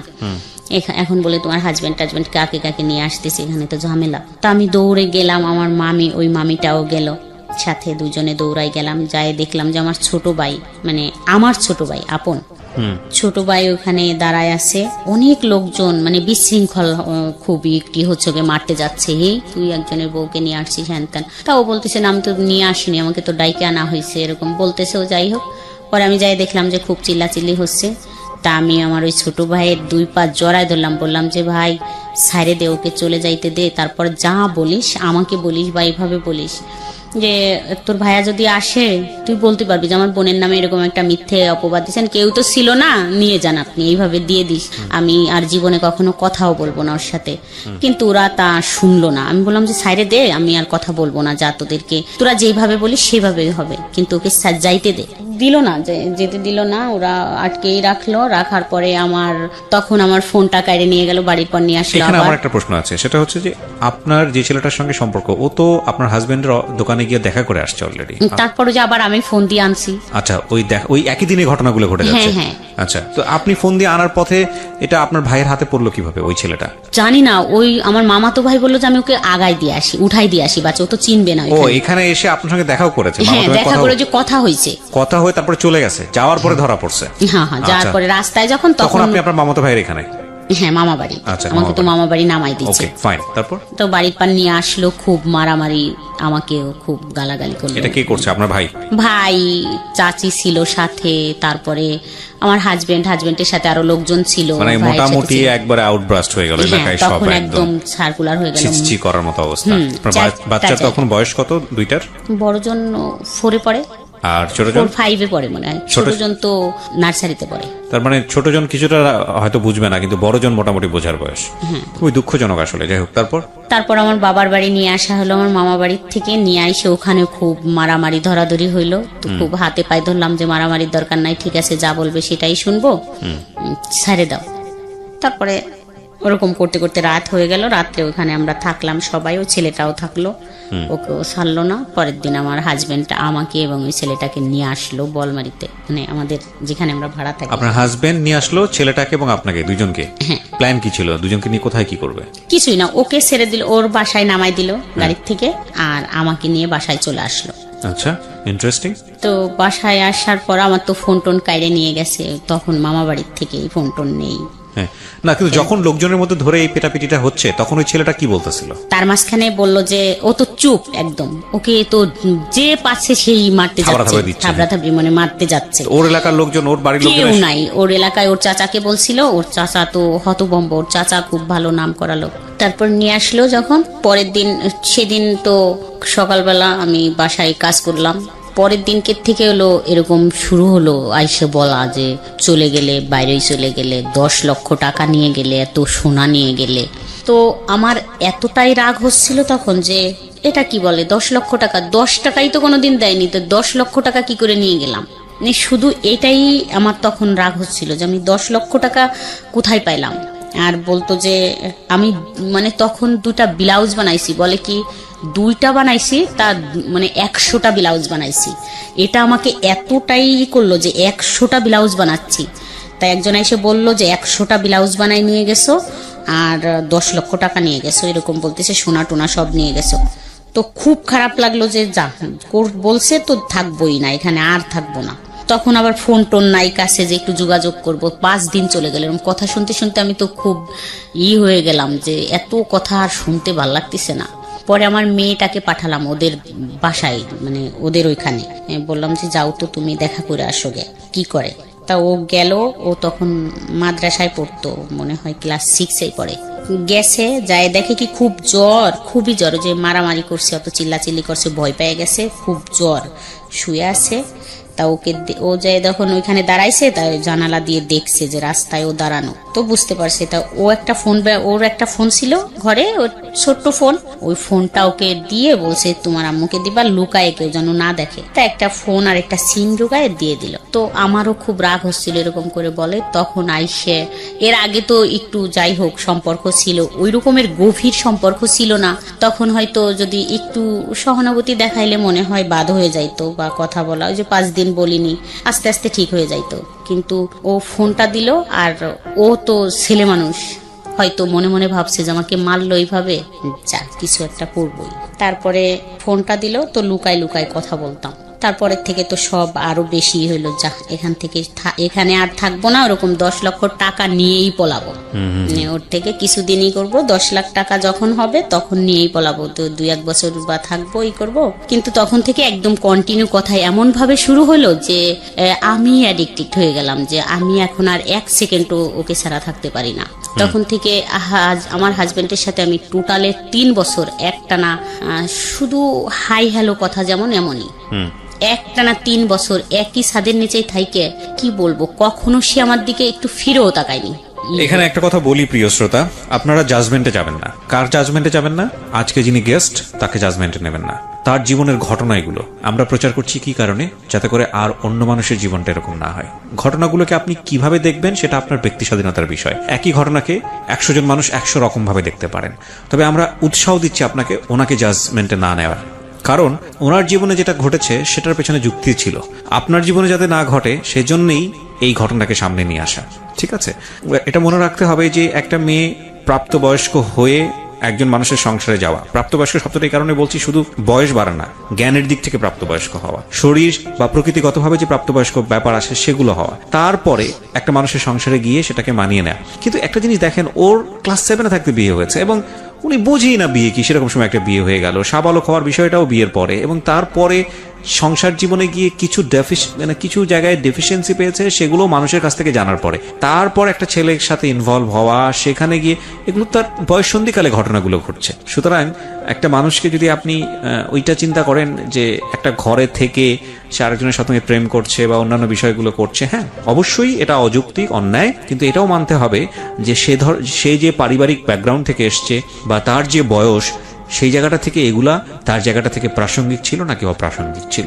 ভাবনার জায়গাগুলোকে একটু ইলাবোরেটলি রাখেন, সবসময় একটা স্কেলে কাউকে মাইপেন না, এবং মূল কথা হচ্ছে মাইপেনই না, কারণ এটা তার জীবনে ঘটেছে, প্রচার হচ্ছে এই কারণে যাতে আপনার জীবনে না ঘটে। সুতরাং ওইখান থেকে ঘটনাগুলোকে দেখার চেষ্টা করেন। আর আনফর্চুনেটলি আমাদের সোশ্যাল মিডিয়া বলেন বা অন্যান্য জায়গাগুলোতে বলেন, যখন কোনো একটা ঘটনা ঘটে সবাই পণ্ডিত হয়ে যায়, সবাই জ্ঞান দেওয়া শুরু করে, মনে হয় যে একেবারে ফেরেস্তার মতো, কার জীবনে কোনো কিছু ঘটেনি, গালি গালাজ থেকে শুরু করে তার দিকে আঙ্গুল তোলা থেকে শুরু করে সবকিছু। আরে ভাই, এই আঙ্গুলটা ওপর দিকে সামনের দিকে না দিয়ে আঙ্গুলটা নিচের দিকে দিলে জীবনটা অনেক বেশি সহজ হয়, সুন্দর হয়। এবং এই জন্যই মূলত এনারা আসেন কষ্ট করে, যাতে করে আপনারা ভুলটা না করেন। তো আপনার হাজবেন্ড নিশ্চয়ই বুঝতো যে এই সময়টাতে আপনি এই ছেলেটার প্রতি অনেক বেশি ডেভোটেড, কথা বলতেছেন তার সঙ্গে, এটা কি বুঝতো সে? না, মানে আর বুঝতো না যে কথা হয়। আচ্ছা, এটা আপনি গোপন করতেন? হ্যাঁ, ফোনটা আমি সাইলেন্টই থাকতো সব সময়। আমি মাঝে মাঝে এসে দেখতাম, যখন দেখতাম যে একটা কল আসছে, ও ছাড়া তো আর কেউ দেবে না কল ওই ফোনে। তো যখন দেখতাম যে একটা কল আসছে, তখন আশেপাশে দেখতাম যে কেউ আছে কিনা, মানে জায়গা খুঁজে গোপন ভাবে তাকে ফোন করতেন। আচ্ছা, তো আপনি যে সিদ্ধান্ত নিয়েই ফেলেছেন ছেলেটার সঙ্গে আপনি সংসার করবেন, তাহলে তো সময় নিচ্ছিলেন কেন? ওই যে ওর দিক দিয়ে ও তো কিছু করে না, ও কিছু করে না। আর আমার তো 2টা বাচ্চা, যেহেতু আমি মেয়েটার হাতের দিকে তাকাই দেখতাম যে এই হাত দিয়ে আমি যদি একে রাইখে যাই, তাহলে নিশ্চয়ই কেউ একে কারো কাছে দেবে। কারণ আমার হাজবেন্ড তো দ্বিতীয়বার বিয়ে করবে না, যেহেতু সে তো অসুস্থ, সে তো বিয়ে করবেই না। তো মেয়েটা কারো কাছে দিয়ে দেবে, যে কেউ পালুক, ফুপি বা চাচি। তো আমার এটাই ভয় করতো যে ওই হাত দিয়ে পাতিল মাজাবে। এটাই আমি এখন বললাম যে আমার শুধু এটাই মনে হইতো যে পাতিল মাজবে। যাই হোক, তখনকার ছোট বয়স ছিল, কম বয়স ছিল, মানে বুদ্ধি কম ছিল, মনে হইতো ওই হাত দিয়ে থালি বাটি বা পাতিল টাতিল মাজাবে। একটা পাতিল মাজতে দিলে ও ওই হাত দিয়ে পারবে না মাজতে, তো ওকে আমি রাইখে যাইতে পারবো না। যখন ছেলের দিকে তাকাতাম, ছেলে যে এত সুন্দর ছিল বলার মতো না। তাকাইলে মনে হইতো আমি একে রাইখে যাব, যদি পানি টানিতে পড়ে যায় বা কেউ মারে তখন ও কোথায় যাবে, আম্মুকে কাকে ডাক দেবে, মানে আমি একেও থুয়ে যাইতে পারতেছি না। আবার যখন আমি ফোনে কথা বলতাম ওই ছেলেটার সাথে, তখন আমি ওকেও ফেলতে পারতাম না। আমি আসলে ওকে কোথায় রাখবো, ও খুব কানাকাটি করা শুরু করলো যে আমি তোমাকে ছাড়া থাকতেই পারি না। মানে লুকায় কথা বলতে বলতে এরকম করতে করতে আবার অনেক দিন হয়ে গেল। যাই হোক, একটা কর্মচারী আমাদের দেখে ফেলে যে আমি ফোনে কথা বলি।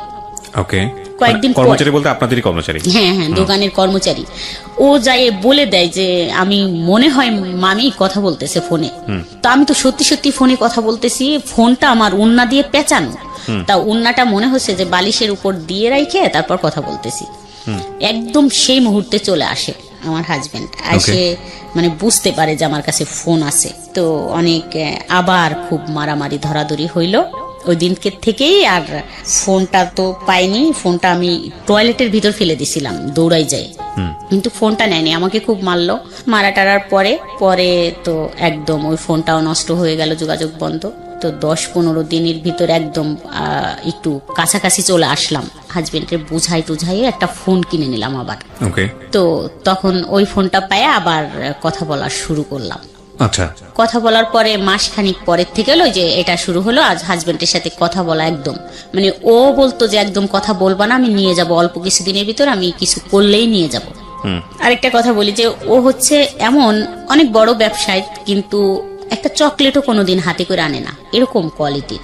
এরকম চললো 3 বছর। তো ওর থেকে কোনো নাই, রেসপন্সও নাই, যে কথা বলে না, আমি সুপাই ঘুমাই বা খাটে যাচ্ছি না, এরকম কোনোদিন বলেনি যে এখানে কেন ঘুমোচ্ছ। যাই হোক, 3 বছর পরে হচ্ছে অনেক কান্নাকাটি শুরু হয়ে গেল। ও ভয় পাওয়া শুরু করলো যে আমি যদি তোমাকে নিয়ে চলে যাই তাহলে তো অবস্থা কাহিল হয়ে যাবে, মানে এমন হয়ে যাবে যে তুমি তো বুঝতেছো, ওখান থেকে আমাকে চাপ দেবে, আমাদের বাড়ি অনেকই করবে, একবার হয়ে গেছে, আমি তোমাকে নিয়ে চলে যাইতে পারবো না, তুমি এখান থেকে বেরোয় যাও, তুমি ডিভোর্স নাও, তারপরে আমি তোমাকে ওখান থেকে বিয়ে করে আনতে পারবো, তখন তো তোমার সাথে জড়ানো কেউ থাকবে না, কে বিয়ে করলো কে নিল না নিল এটা জানবেও না। আচ্ছা, এটা তার খোঁজ খবর করার থাকবে না। কিন্তু আমি কিছুতেই এটা আর করতে পারতেছিলাম না। মানে আমার হাজবেন্ড এমন হইলো যে একদম টু শব্দই করে না। বাসায় আসলে সে মানে একটা হেঁচিও দেয় না, একদম আসে চুপ করে কাঁথা মুড়িতে শুয়ে আছে, মানে শুয়ে আছে। কষ্টটা কি দেখাবো, একটু ঝগড়া হইলে না হয় বাপের বাড়ি মানুষ চলে যাইতে পারে যে একটু ঝগড়া হয়েছে, যাও আমি আর এটাই করবো না। কিন্তু এই ঝগড়াটা ও বুঝে গেল যে কথা হয় কন্টিনিউ ওই ছেলের সাথে। তো একদিন এরকম করে একদিন রাতে আমি কথা বলতেছিলাম 11টার দিক, এইটা আবার 3-4 বছর পরে। তো বাসার গেটের সামনে দাঁড়ায় কথা বলতেছি, দেখলাম যে ঘুমাচ্ছে। আমি আসতে ফোনটা নিয়ে বাইরে এসে কথা বলতেছি, 11টা বাজে মনে হয় তখন রাত। তা দেখলাম যে উঠে এসে আমার পিছন থেকে একদম চুল ধরে টানে নিয়ে গেল বাসার ভিতরে। আপনার জামাই? হ্যাঁ, আমার হাজবেন্ড নিয়ে গেল, নিয়ে যায় ফোনটা লাইনেই আছে, খুব মারামারি মানে মারলো। কান্না করতেছিলাম, ফোনটা কাড়ে নিনি, ফোনটা আমার হাতেই আছে, আমাকে খুব মারলো। মারার পর ও শুনলো, তো তখন ও বললো যে হয়তো বাসায় কথা বলছে ওর মার সাথে, তো তখন বেকার। তো মারটার শোনার পরে তো আমাকে পরের দিন সকালে ফোন দিল 10টার দিক, বললো যে তুমি কি বাসায় আসতে পারবে আমাদের। কাকে ফোন দিল? আমাকে ফোন দিল। যে ছেলেটার সঙ্গে আপনি প্রেম করেন সেই ফোন দিল? আচ্ছা। তা বললাম যে হ্যাঁ আসতে পারবো না কেন, মানে চলে যাবে আমার হাজবেন্ড, তারপর 10টা-11টার দিক আসবো। তারপর আমি তো 10টা-11টার দিক গেলাম। আচ্ছা, বাই দ্য ওয়ে, আপনি যখন আপনাকে গায়ে হাত তুলতো বা অত্যাচার করতো, ইন দ্য মিন টাইম আপনি কি তাকে কোনো খোঁটা দিতেন যে আজকে আমার এই পরিস্থিতির জন্য তুমি দায়ী, বা এরকম কোনো কিছু বলতেন? না, কখনোই বলতেন না, কিচ্ছু বলতেন না। প্রত্যেকটা মানুষের প্রতিক্রিয়া জানানোর ধরন আসলে ডিফারেন্ট। যাই হোক, তারপরে আমি গেলাম, ওর ভাই বোনের সাথে আমার দেখা হতো, বাজার টাজারে কথা হতো সবার সাথেই, কিন্তু ওর মাকে প্রথম দেখলাম, যায় জড়ায় ধরলাম, মা বলে ডাকলাম। মানে ফ্যামিলি জানতো? হ্যাঁ, ফ্যামিলি জানতো, কিন্তু ওই বোন টোন ভাই দেখতো না, মানে ওর বোনদের সাথে দেখা হতো, ভাগ্নিদের সাথে। তোর মারে দেখলাম প্রথম, দেখে জড়ায় ধরলাম, মা করে ডাকলাম।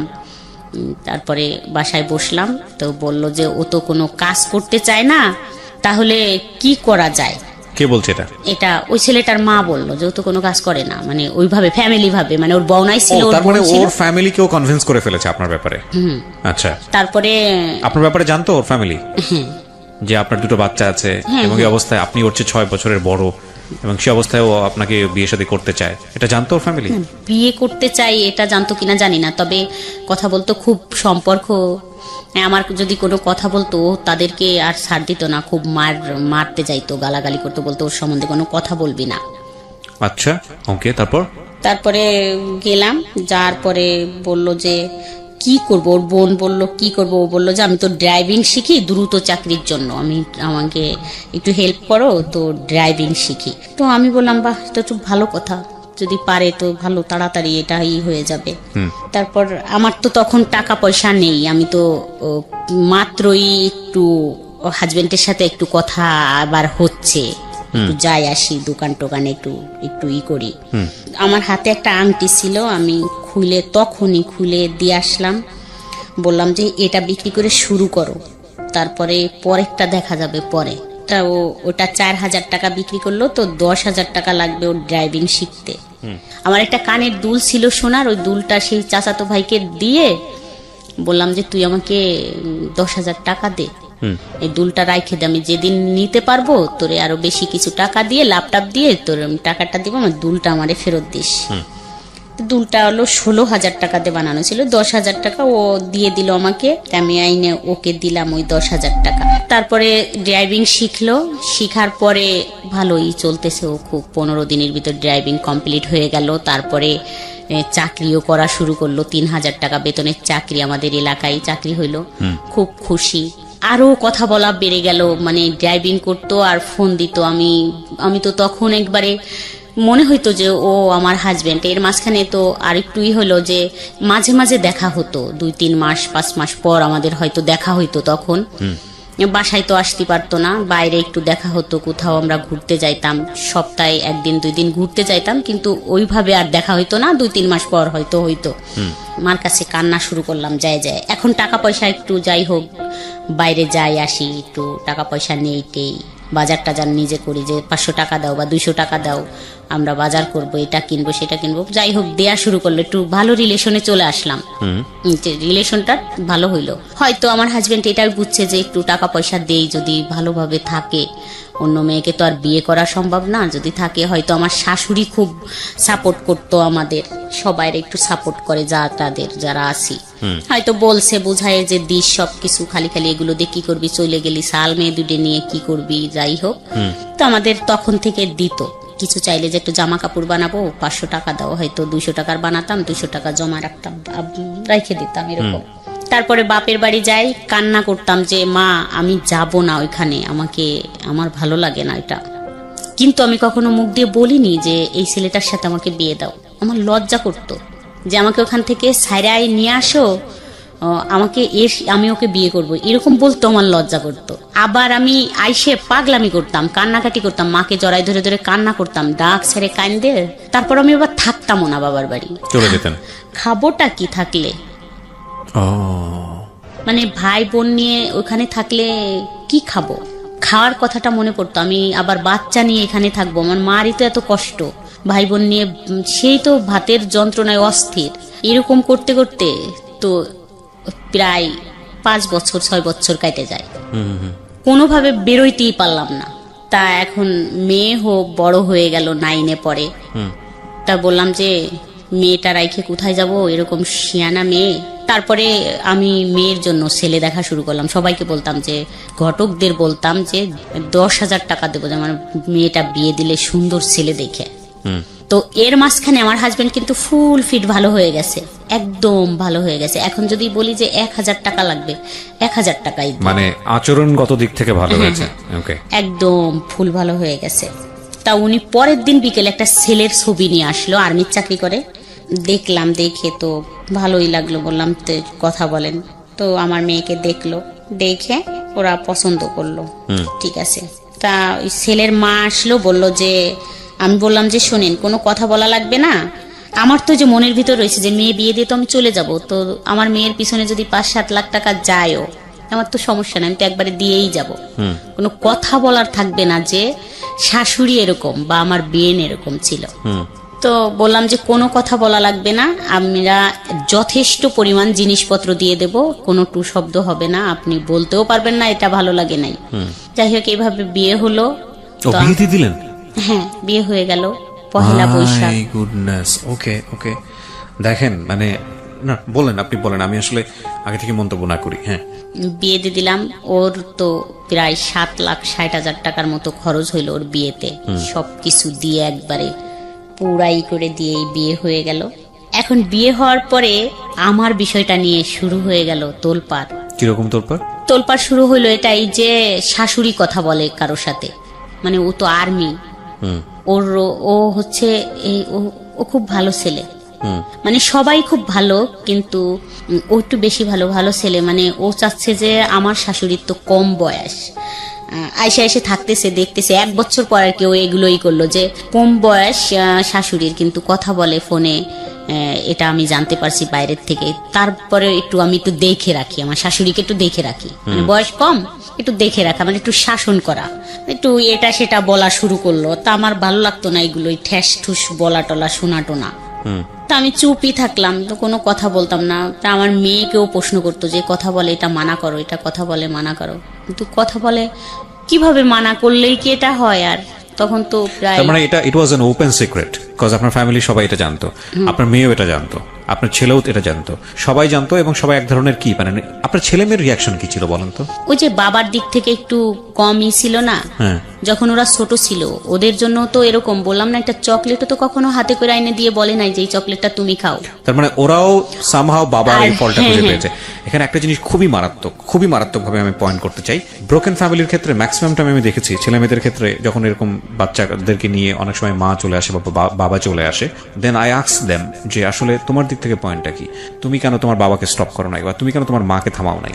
এবং কমন অ্যান্সারটা এরকম থাকে যে বাবা তো আমার সাথে যেটা করেছে সেটাই তো আমার পছন্দ ছিল না, মা আমার সাথে যেটা করেছে সেটাই তো আমার পছন্দ ছিল না। এবং তারা খুব ন্যাচারালি একটা পক্ষ নিয়ে নেয়, সেটা মায়ের পক্ষ হোক বা বাবার পক্ষ হোক। এক্ষেত্রে আমি জানি না ওনার ক্ষেত্রে কি হয়েছে, তবে লাকিলি আমি বলবো যে ওনার ছেলে মেয়ে ওনার পক্ষে নিয়েছে, বিকজ অফ ওনার কথা যদি সত্যি হয় তাহলে ওনার হাজবেন্ড মানে ছেলে মেয়েদের যে বাবা, তার আচরণ ছেলে মেয়েদের প্রতি যেরকম হওয়া উচিত ছিল সেরকম হয়নি। But it has to B mention in our show বারবার বলি যে এই শোগুলোর একটা বড় ধরনের দুর্বলতা হচ্ছে দিস ইজ নট ইনভেস্টিগেটেড, এবং এই ধরনের জিনিসগুলো ইনভেস্টিগেট করারও কোনো সুযোগ নাই। আপনি দেখবেন যে ধরনের কেস আজকে এখানে রিভিল হচ্ছে, এটা ইনভেস্টিগেট করার মতো বিষয়ও না। ইনভেস্টিগেট করতে গেলে এটা তুলকালাম হয়ে যাবে। আর প্রথম কথা হচ্ছে আমরা ইনভেস্টিগেট করতেও চাই না, বা আমাদের এটা একটা দুর্বলতা, আমরা সেটা বলি। তো সেই জায়গাটা থেকে একটা গল্প বিশ্বাস করা, চরম পর্যায়ে বিশ্বাস করার একটা যৌক্তিক ব্যাখ্যা অনেক সময় প্রশ্নবোধক, মানে যদি বলি যে আসলে বিশ্বাস করাটাও একটা প্রশ্নবোধক ব্যাপার হয়ে দাঁড়ায়। কারণ একজন মানুষ যখন নিজের গল্পটা বলেন তখন কিন্তু তিনি নিজেকে সাফাই করেন, খুব স্বাভাবিকভাবেই সাফাই করেন। তো সেই জায়গাটা থেকে তাকে বিশ্বাস করাটা খুব কঠিন। আমরা এই জন্য বলিও যে আমাদের এই গল্পটা যে হুবহু আপনাকে বিশ্বাস করতে হবে, বিষয়টা এরকম না। তবে মোরাল অফ দ্য স্টোরি আছে, যে কারণে আপনি শুনতে পারেন, যেটা হয়তো আপনার ব্যক্তি জীবনে কাজে লাগবে। জি বলেন। তারপর তো আপনার ছেলে মেয়ে কখনোই আপনাকে বারণ করেনি বা কখনোই আপনাকে প্রশ্ন করেনি যে মা এই কাজটা ঠিক হচ্ছে না বা এটা করো না? না, কখনো এরকম ওরা বলেনি।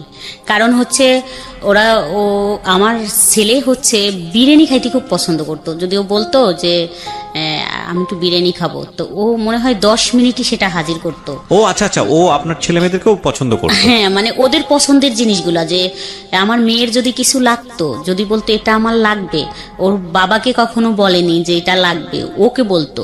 আর আমি এইভাবে মানে একটু তৈরি করতেছিলাম। এটা যে খুবই বড় ব্যর্থতা একজন বাবার, খুব বড় ব্যর্থতা এটা, মানে unfortunately it's very bad thing. দেখেন আপনার জায়গায় কি করেছে না করেছে সেটা অন্য বিষয়, কিন্তু বাবা তো বাবাই, সে তো দুনিয়াতে নিয়ে এসছে দুটো বাচ্চা, with the name of Almighty Allah. So তাদের প্রতি এই দায়িত্বটা যদি সে পালন করতে না পারে, দিস ইজ ভেরি আনফরচুনেট। বুঝতে পেরেছি আমি, যে কারণে তো তাদের দিক থেকে কোনো ক্লেম ছিল না, কিন্তু জামাই সংসারে আসার পরে এটাকে স্টপ করতে চাচ্ছিল আপনার মেয়েকে দিয়ে বা আপনাকে অন্যভাবে কাউকে দিয়ে বলিয়ে। তারপর কি হলো? তারপরে ও মানে জামাইটা বলতেছিল কথা বলা বন্ধ করে দেওয়া হোক। তারও মান সম্মান আঘাত লেগেছে। তাকে মানুষ বলতেছিল যে তাকে নাকি কে বলছে যে তোর শাশুড়ির তো কঠিন সম্পর্ক, সব ডিটেলস বলছে, অমকের ছেলে বা এই ড্রাইভিং করে বা এখানে এই করে। তারপরে বলতেছিল যে কথা বলা বন্ধ করে দেয়া হোক, কিন্তু আমি কখনো এটা করিনি। কেন কথা বলা বন্ধ করে দেব? তাকে ছাড়া তো বাঁচবই না, তাই কথা বলা বন্ধ করব কি করে? তো জামাই যখন বলতেছিল তখন আমার মেয়ে একদিন এসে আমাকে বলল যে এরকম করে বলল, তুমি তো আসলে একটা বিয়াদব মা। এটা জামাই বলল আপনাকে? না, মেয়ে বলল। মানে মেয়েকে টর্চারিং করতেছে যে তোমার মাকে বলো না কথা বলা বন্ধ করতে, কথা বলতেছে। তা আমি একদম চোখ দিয়ে পানি বেরোয় গেল যে তুমি এটা কি বললে। তো আমি জোরে একটা থাপ্পড় দিলাম, দিয়ে বললাম যে আমার জায়গায় আসো, তারপর বুঝবা কষ্টটা কি। আর তুমিও একদিন কিন্তু কাঁদবা, মানুষের জীবনে কিন্তু সব সুখ থাকে না। যাই হোক, তখন সেদিন হয়ে গেল, ও কান্না করলো, আমিও কান্দে, দুজনে আবার কথা বললাম।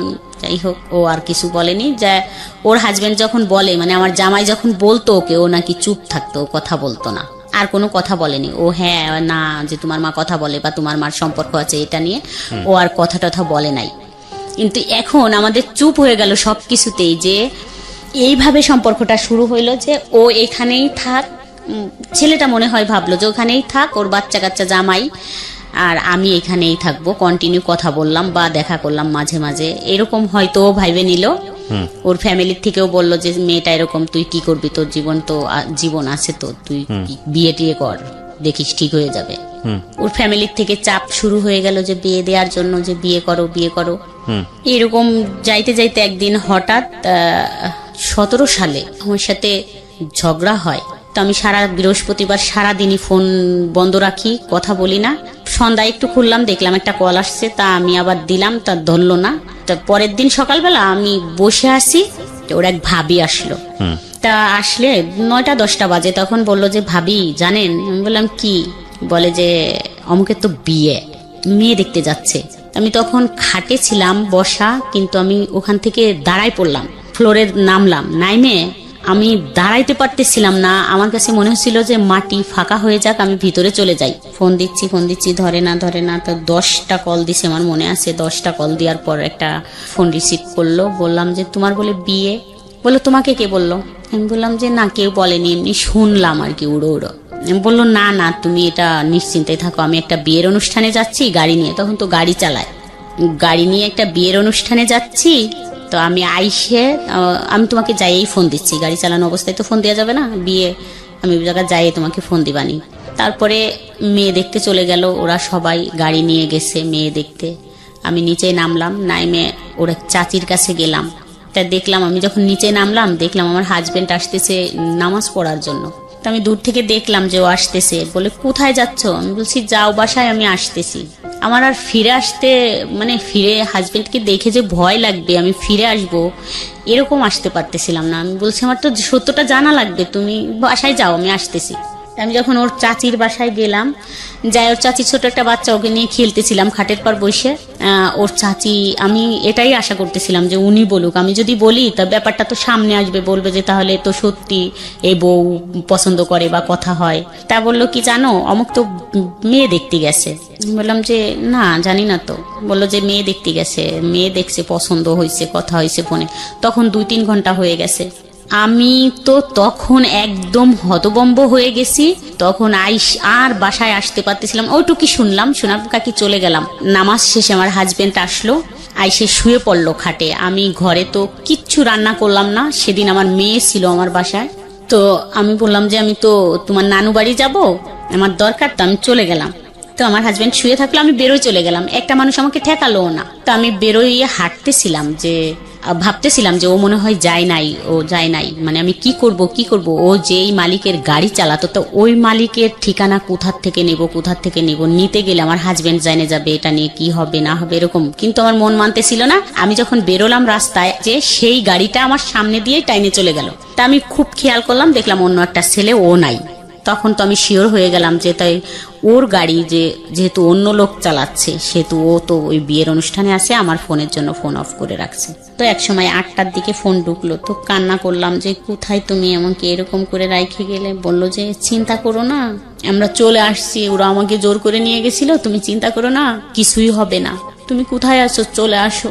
বলছে আমি এখন তো অনেক রাত, চলে আসবো কি করে, আমি তো এখানে আসছি, কাশিয়ানি আসছি। তা বলছে তাই থাকো, খুব ভোরে আমি দরকার হয় নিয়ে আসবানি তোমাকে, থাকো এখানে, কাকা ডাকতিছে, তুমি তো কাকার সাথে কথা বলে তোমারে ফোন দিবানি। তারপর আমি তো যাই ঈশার নামাজ পড়লাম, ঈশা পর্যন্ত মানে 10-15 মিনিটের মতো কথা হইলো। তারপর আমি খুব ভোরে ঘুম থেকে উঠে ওদের বাড়ির ওই কাজ দিয়ে আসলাম। ওদের বাড়িও একটা বাড়ি ঢুকলাম, ঢুকে দেখলাম যে অনেক লোকজন, মানে বিয়ের অ্যারেঞ্জমেন্ট, অনেক লোকজন আসছে। তারপরে এক কাকির কাছ থেকে ওর এক বউনার ফোন নাম্বার নিয়ে আসলাম। তো ফোন দিলাম, দিলে সবাই ফোনটা ওই বউনাই করলো যে এই অমুক ফোন দিছে। ফোনটা কাইটে দিয়ে ফোনটা বন্ধ করে দিল, আর ফোন কথা হলো না। তো ওদের সাথে মেয়ে দেখতে একটা ছেলে গেল। ও আমাকে বলল যে ভাবি, এমন একজনকে ভালোবাসছেন, মেয়ে দেখে তো কারোই পছন্দ হয় নাই। ও তো খুব পাগলামি করলো যে ঠিক আছে এই মেয়ে আমি বিয়ে করব, আপনি দাওয়াত শিখের হন। ওই তো সব কিছু করলো। সবাই তো বললো যে মেয়ে তো ক্রিম সুন্দরী, ভাল লাগতেছে না, হাত পা কালো, আর অনেক শর্ট, তো নেওয়ার দরকার নাই এই মেয়ে, আর একটু দেখি আমরা। তো ওই বললো যে না, দাওয়াত শিকার হয়ে আসো, মেহমানরা আসতে বলো। তো আমি শুই না, ওইখান থেকে আবার আমার হাত পা মনে হচ্ছে ঠান্ডা হয়ে গেল, তাহলে তো বিয়ে হয়ে যাবে। আমি বাসায় এসে আমার সমস্ত মাল জিনিস গুছাইয়ে আমি আমার শ্বশুর বাড়ি চলে গেলাম। বললাম যে আমি বাসা ছাড়ে দিলাম, এখানে আমি আর থাকতে পারবো না। বাসাটা ছাইরে আমি রাত চলে গেলাম, ট্রাক ভরে মাল জিনিস নিয়ে চলে গেলাম।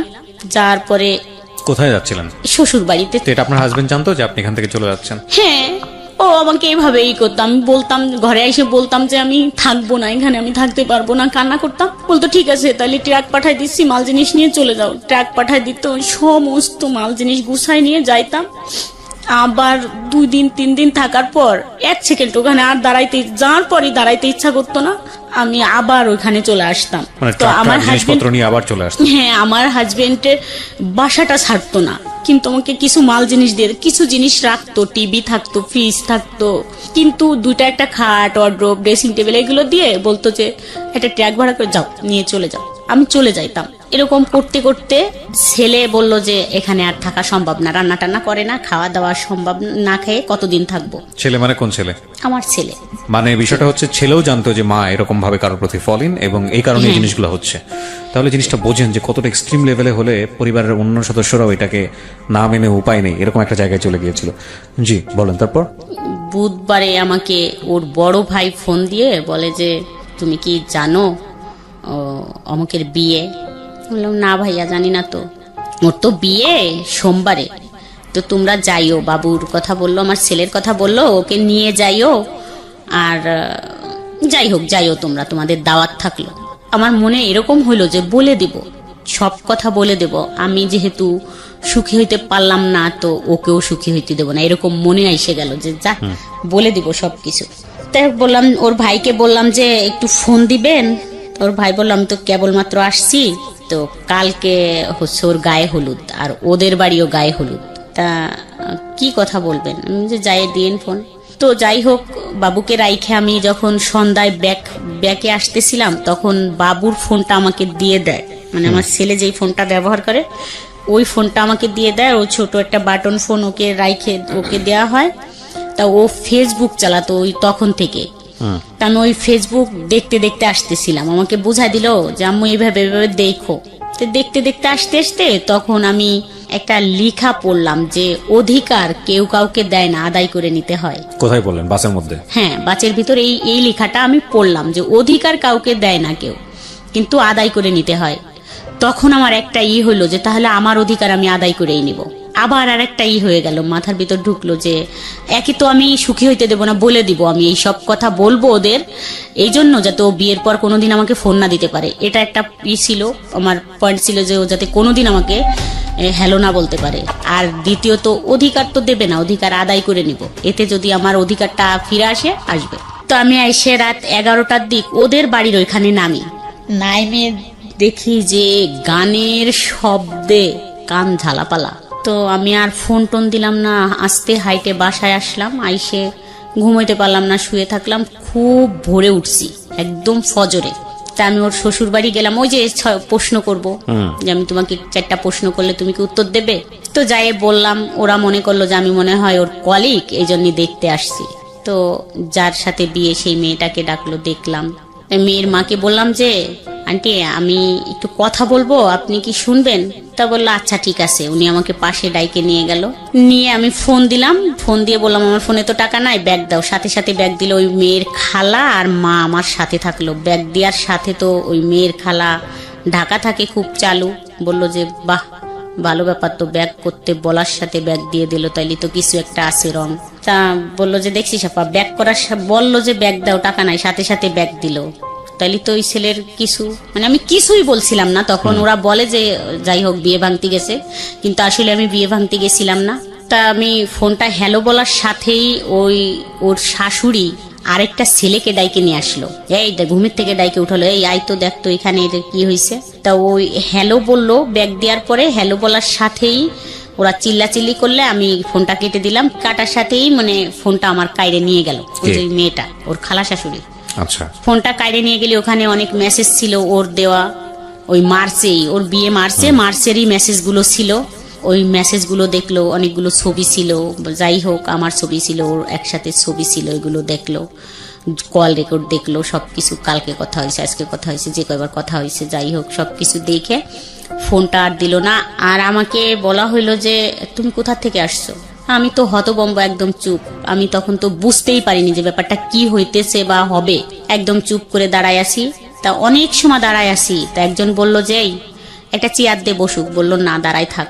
তা ওরা হইচই করলো, ওই গ্রামের মাতুব্বর, মেম্বার, চেয়ারম্যান, যত মানুষ ছিল সবাই আসলো। আর এই ছেলেটার বাড়ির থেকে গাড়ি ভইরে সব লোক গেল, মুরব্বীরা, আমার হাজবেন্ড গেল। যাওয়ার পরে কথাবার্তা হইলো। আমার হাজবেন্ড বললো যে না, ওর কাছে ও তো অনেক টাকা পয়সা নিছে আমার ওয়াইফের কাছ থেকে, এই জন্যই মনে হয় টাকার জন্য আসছে, যে টাকাটা বিয়ে করলে তো টাকার পয়সা দেবে না, কথা বলতে পারবে না, এই জন্য টাকাটা মনে হয় যে টাকাটা ফেরত দিক, এটাই বলার জন্যই আসছে। আমার হাজবেন্ড ওখানে এটা বলল। মানুষ যে কি বলছিল সেই কথাগুলো যদি মানে এরকম বলতেছিল। ওই মেম্বার আসলো, আইসে আমি বসে আছি, মানে তার প্রথম কথা এরকম হলো যে মনা তোমারে দেখতে তো ভালোই লাগে, তুমি ভালো ফ্যামিলিরও বউ। তা বিয়ের আগে ছেলেরা একটু টাইম পাস করে, এরকম বিয়ে করে না। যদি তোমাকে বিয়ে করতো তাহলে এই মেয়ের সাথে বিয়েতে রাজি হইতো না। তুমি এখানে কেন আসছো? আমি সত্যি আমি বুঝি নাই যে আমি আসলে কিসের জন্য ওখানে চলে গেছিলাম। এখন আমার মনে পড়ে যে আমি কেন গেলাম ওইখানে, আর কি জন্য। আজ তো না গেলে খুব ভালো জীবন কাটাইতে পারতাম এরকম, কিন্তু আমি জানি না বাট কেন গেছিলাম, কি ছিল আমি জানি না। জীবনে যত গালাগালি আর যত কথা শুনছি তার থেকে আমার কাছে মনে হচ্ছিল যে কিসে এসে পড়লাম আর কি করলাম। দেখেন, তারা যেসব আচরণ করেছে এটা তাদের জায়গা থেকে যুক্তিপূর্ণই ভাবে যে এত বড় বড় দুটো সন্তান আছে, সে একটা জায়গায় সংসার করছে, এরকম একটা ছেলের সঙ্গে সম্পর্ক করে যে ছেলের বিয়ে হওয়ার কথা সেই ছেলের বাড়িতে গিয়ে উপস্থিত হয়েছে এই মহিলা। আপনার ব্যাকগ্রাউন্ড তো তারা জানে না। আজকের এই গল্পে যেভাবে আপনি আজকে বলেছেন, তবুও 2 ঘন্টা সময় এনাফ না একটা মানুষের পুরো গল্প আনার জন্য। এই ব্যাকগ্রাউন্ড তো তারা জানে না, তারা শুধু রেজাল্টটা দেখছে, যেটার কথা আমি একটু আগেই বলেছি। পত্রপত্রিকায় বিভিন্ন জায়গাতে আমরা এরকম ঘটনা দেখি, তো তারা তো সেটা জানে না। সুতরাং 1000 জন মানুষের সাইকোলজিকে তো আপনি জাস্টিফাই করতে পারবেন না। হ্যাঁ, আপনার জন্য কষ্টকর, কারণ তারা অতীত জানে না, কিভাবে হয়েছে সেটা জানে না, কেন হয়েছে সেটা জানে না। তারপরও সামাজিকতার জায়গাটা থেকে এগুলো অন্যায়, চরমতম অন্যায়। কিন্তু এখানে যদি আপনাকে দোষ দেওয়ার জায়গাটা থাকে, সেটা একটা জায়গাতে আছে, সেটা নয় আমি একটু পরে কথা বলতে চাই। কারণ এই সম্পর্কটা তো 10 বছরের, ততদিনে আপনার একটা ম্যাচুরিটি এসছে, কিন্তু আপনি এতটাই বেশি ছেলেটার প্রতি ফলিন হয়েছেন, এতটাই বেশি প্রেমে মজে গেছেন, বা এতটাই বেশিও আপনাকে ভালোবেসে ফেলেছে যে এখানে আসলে আর কোনো যুক্তি খাটতেছে না। মানে মেয়ে বড় হয়ে গেছে, মেয়ের জামাই হয়েছে, মেয়ের বিয়ে শাদী হয়ে গেছে, ছেলে এত বড় হয়ে গেছে। আজকে আপনি ছেলেকে সাথে করে নিয়ে এসছেন স্টুডিওতে, স্টুডিওর বাইরে আপনার ছেলে অপেক্ষা করছে। এত বড় হয়ে গেছে, লোকজন জানাজানি হয়ে গেছে, এখন আর এসব চলে না, এখন নিজের জায়গাটা তৈরি করে নেওয়া উচিত, আলাদা হয়ে বের হয়ে যাওয়া উচিত। সেই জন্য যথেষ্ট সময় পেয়েছেন, কিন্তু সেটা সম্ভব হয়নি because of you love him deadly. এবং একটা কথা আছে যে যুদ্ধক্ষেত্র এবং ভালোবাসার ক্ষেত্র, এই দুটো ক্ষেত্রে নাকি সবকিছুই সম্ভব। এখানে কোনো হানা বলে কোনো কিছু নেই। Everything is possible in love and war. যাই হোক, আমি বারবারই বলি যে ভদ্রমহিলার দিকে বা উনি যা বলতে এসছেন সেদিকে আঙুল তোলা আমাদের উদ্দেশ্য নয়। ওনার জীবনে যেটা ঘটেছে সেখান থেকে শিক্ষা নেওয়াটাই হচ্ছে আমাদের অনুষ্ঠানের মূল উদ্দেশ্য। জি, তারপরে কি হলো বলেন তো ওই বাড়িতে? তারপরে ওরা ওদের রান্না বান্না কমপ্লিট করলো, সবাই বললো, ওই মেম্বার বললো যে ঠিক আছে তোমরা সব করো, এখানে বিয়ে ভাঙা টাঙা লাগবে না, ওই মেয়েটা চলে যাচ্ছে, ওকে চলে যাইতে দাও, ওর হাজবেন্ড আসছে, ওর হাজবেন্ড খুব ভালো মানুষ, দিয়ে দাও, যাই করছে ভুল করছে না। কিন্তু এখানে তো একটা প্রশ্ন এসে যায়, যেখানে ওনারা সেলফোন পেলো, আপনার এরকম একটা অবস্থা দেখতেছে, ছেলেও আপনার প্রতি ডেভোটেড, এটা ওরাও বুঝতে পারছিল, তারপরে ওরা বিয়ে দিতে চাচ্ছিল কেন মেয়েটাকে?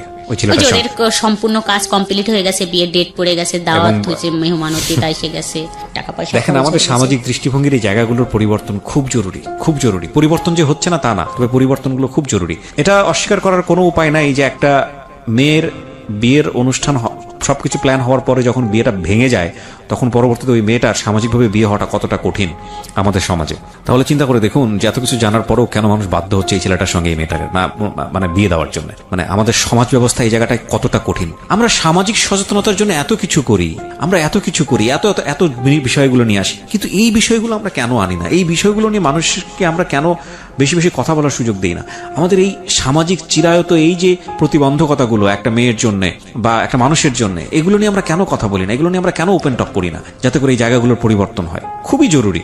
তো কি হলো এরপরে? ওই ছেলেটার কি হলো, আপনি যাকে লাভ করতেন? তারপরে ও ওখান থেকে ওদের তো সবাই মেম্বার বলে দিল, পরে আমার হাজবেন্ড আমাকে নিয়ে আসলো, আইনে আমার শ্বশুর বাড়িতে আমাকে রাইখে দিল, মানে বাসায় আর আনলো না। আর আমার ছেলে তো তখন ঢাকায় দিয়েই আসছে, যে শনিবারের দিন আর রবিবারের দিন এই ঘটনা। তো ও আমাকে ওই বাড়ি রাইখে আসলো, একটা টু শব্দও করে নাই, ও আমাকে মারেও নাই, গালাগালিও করে নাই, কিছুই বলে নাই। এমনকি বলে নাই তুমি কাজটা ভালো করো নাই, এরকমও বলে নাই। শুধু বলছে যে আমার সম্মানটা নষ্ট করে দিলে। ওই দিন থাকলাম না, মানে 2 ঘন্টার মতো ছিলাম। তারপরে আমি ওখান থেকে আবার চলে আসলাম, মানে আমার বাসায়। মানে আমি ওখানে দাঁড়াইতে পারতেছিলাম না। আমি বললাম যে এখানে থাকলে আমি মরে যাবানি, তারপর দেখে নেন, আমি কিন্তু এই ঘরে দিলে আমি গলায় দড়ি দিয়ে মরে যাব, কিন্তু আমাকে যাইতে দেয়। তা বললো ঠিক আছে, তাই তুই চলে যা। তুই কি এবার ফাজলামি করবি? আমি বলছি না, কোনো ফাজলামি করবো না, আমি জাস্ট বাসায় চলে যাব। তারপর আমি সন্ধ্যায় বাসায় চলে আসলাম। তার মানে বিষয়টা কি? মানে ফ্যামিলি থেকে শুরু করে এমন কেউ জানে না, এমন কেউ ইনভলভ ছিল না আপনাদের মধ্যে, আর আপনার হাজবেন্ড কোনো কিছু করতে পারছে না। আমার কাছে কেন জানি মনে হয় যে শাসন করা বা কোনো কিছু নিয়ন্ত্রণ করার একটা সীমা থাকে। সীমার অতিরিক্ত যখন কোনো কিছু হয়ে যায়, তখন আর একটা মানুষের কিছু করার থাকে না। আইদার আপনাকে সেটা মেনে নিতে হবে অথবা জীবন থেকে সেটা ডিলিট করতে হবে। তো আপনার হাজবেন্ড মনে হয় মেনেই নিয়েছিল, এছাড়া তারা কিছু বলার থাকে না। বিয়েটা হয়েছে কত বছর ছেলেটার? 17 মার্চের 20 তারিখ। এরপরে 2 বছর আপনার যাকে উনি বিয়ে করেছে তিনি কি জানে যে আপনাদের মধ্যে? ইনফ্যাক্ট বিয়ের দিনই তো জেনে গেছে, সেটা তো আসলে নতুন করে বলার কিছু নাই। এখন আপনি কোথায় থাকেন? ওই এরকম ডিস্টেন্সে আছেন নাকি অন্য কোথাও শিফট হয়ে গেছেন? আগের জায়গাতেই আছেন নাকি শিফট হয়ে গেছেন? এখানে না, আগের জায়গাতেই আছি। মানে সেই বাসাটা ছেড়ে দিছি আমরা, ওদের বাড়ির পাশে এই বাসাটা। আমি কিন্তু অনেক সিম মানে চেঞ্জ করছি, সিম চেঞ্জ করে ফেলতাম। ও বাসায় এসে এরকম করে মানে নাম্বার নিয়ে যাইতো। তারপর ওই বাসাটাও চেঞ্জ করে ফেলি। ওইভাবে কথা বলে, যেখানে আমাদের দেখা যায় সেখানে দাঁড়ায় থাকে, মানে অনেক অনুরোধ করে দূর থেকে একটু ফোনটা খোলো, 1 মিনিট কথা বলে, এরকম বলে। ও বিয়ে করছিল কেন? এখন এইটা বিয়ে করছে তার বাবা মা দিছে, মানে ফ্যামিলির থেকে দিছে। তার ফ্যামিলি তো আপনাকেও এক অর্থে অ্যাকসেপ্ট করেছিল। হ্যাঁ। তারপরে আপনি যেহেতু এই সংসারে হ্যাপি ছিলেন না, তো আপনি চাইলে ডিভোর্স দিয়ে আপনি ওকে বিয়ে করতে পারতেন। ওর সংসারের দিক থেকেও একটা ধরনের সাপোর্ট ছিল, তো আপনারা বিয়েটা করেননি কেন? ও যে বললে সে ভুল হয়ে গেছে, ভুলটা কেন হয়েছে? এটা তো জানি না যে কেন করছে। ওর ফ্যামিলির থেকে এখন বলে যে আমাকে জোর করে বিয়ে দিয়েছে আমার ফ্যামিলির থেকে। আসলে কি আপনার মনে হয় এটা ওর ফ্যামিলি সেটা করতে পারে? কারণ আপনি তো ফ্যামিলিতে যাওয়া আসা ছিল আপনার। ফ্যামিলির থেকে না। আপনি আপনার বয়স কত বলছিলেন শুরুতে? 34। আমি একটা কথা আপনাকে বলি, মানে আপনার বয়সের জায়গা থেকে, অভিজ্ঞতার জায়গাটা থেকে, আমি আমার নিজের জায়গা থেকে যতটুকু বুঝেছি, প্রথমত আপনার পক্ষে কিছু বলি। আপনার পক্ষে আমি বিপক্ষে কিছুই বলিনি এখন পর্যন্ত, পক্ষে কিছু বলি। সেটা হচ্ছে যে প্রত্যেকটা মানুষের জীবনেই প্রেম শাশ্বত, আসবেই, ভালোবাসাটা থাকবেই। ধর্মীয় দিক থেকে যদি ব্যাখ্যা করি সেটা অন্যরকম, কিন্তু আমাদের বিষয়টা তো আসলে আমরা তো মানুষ, ভালোবাসবোই কাউকে না কাউকে।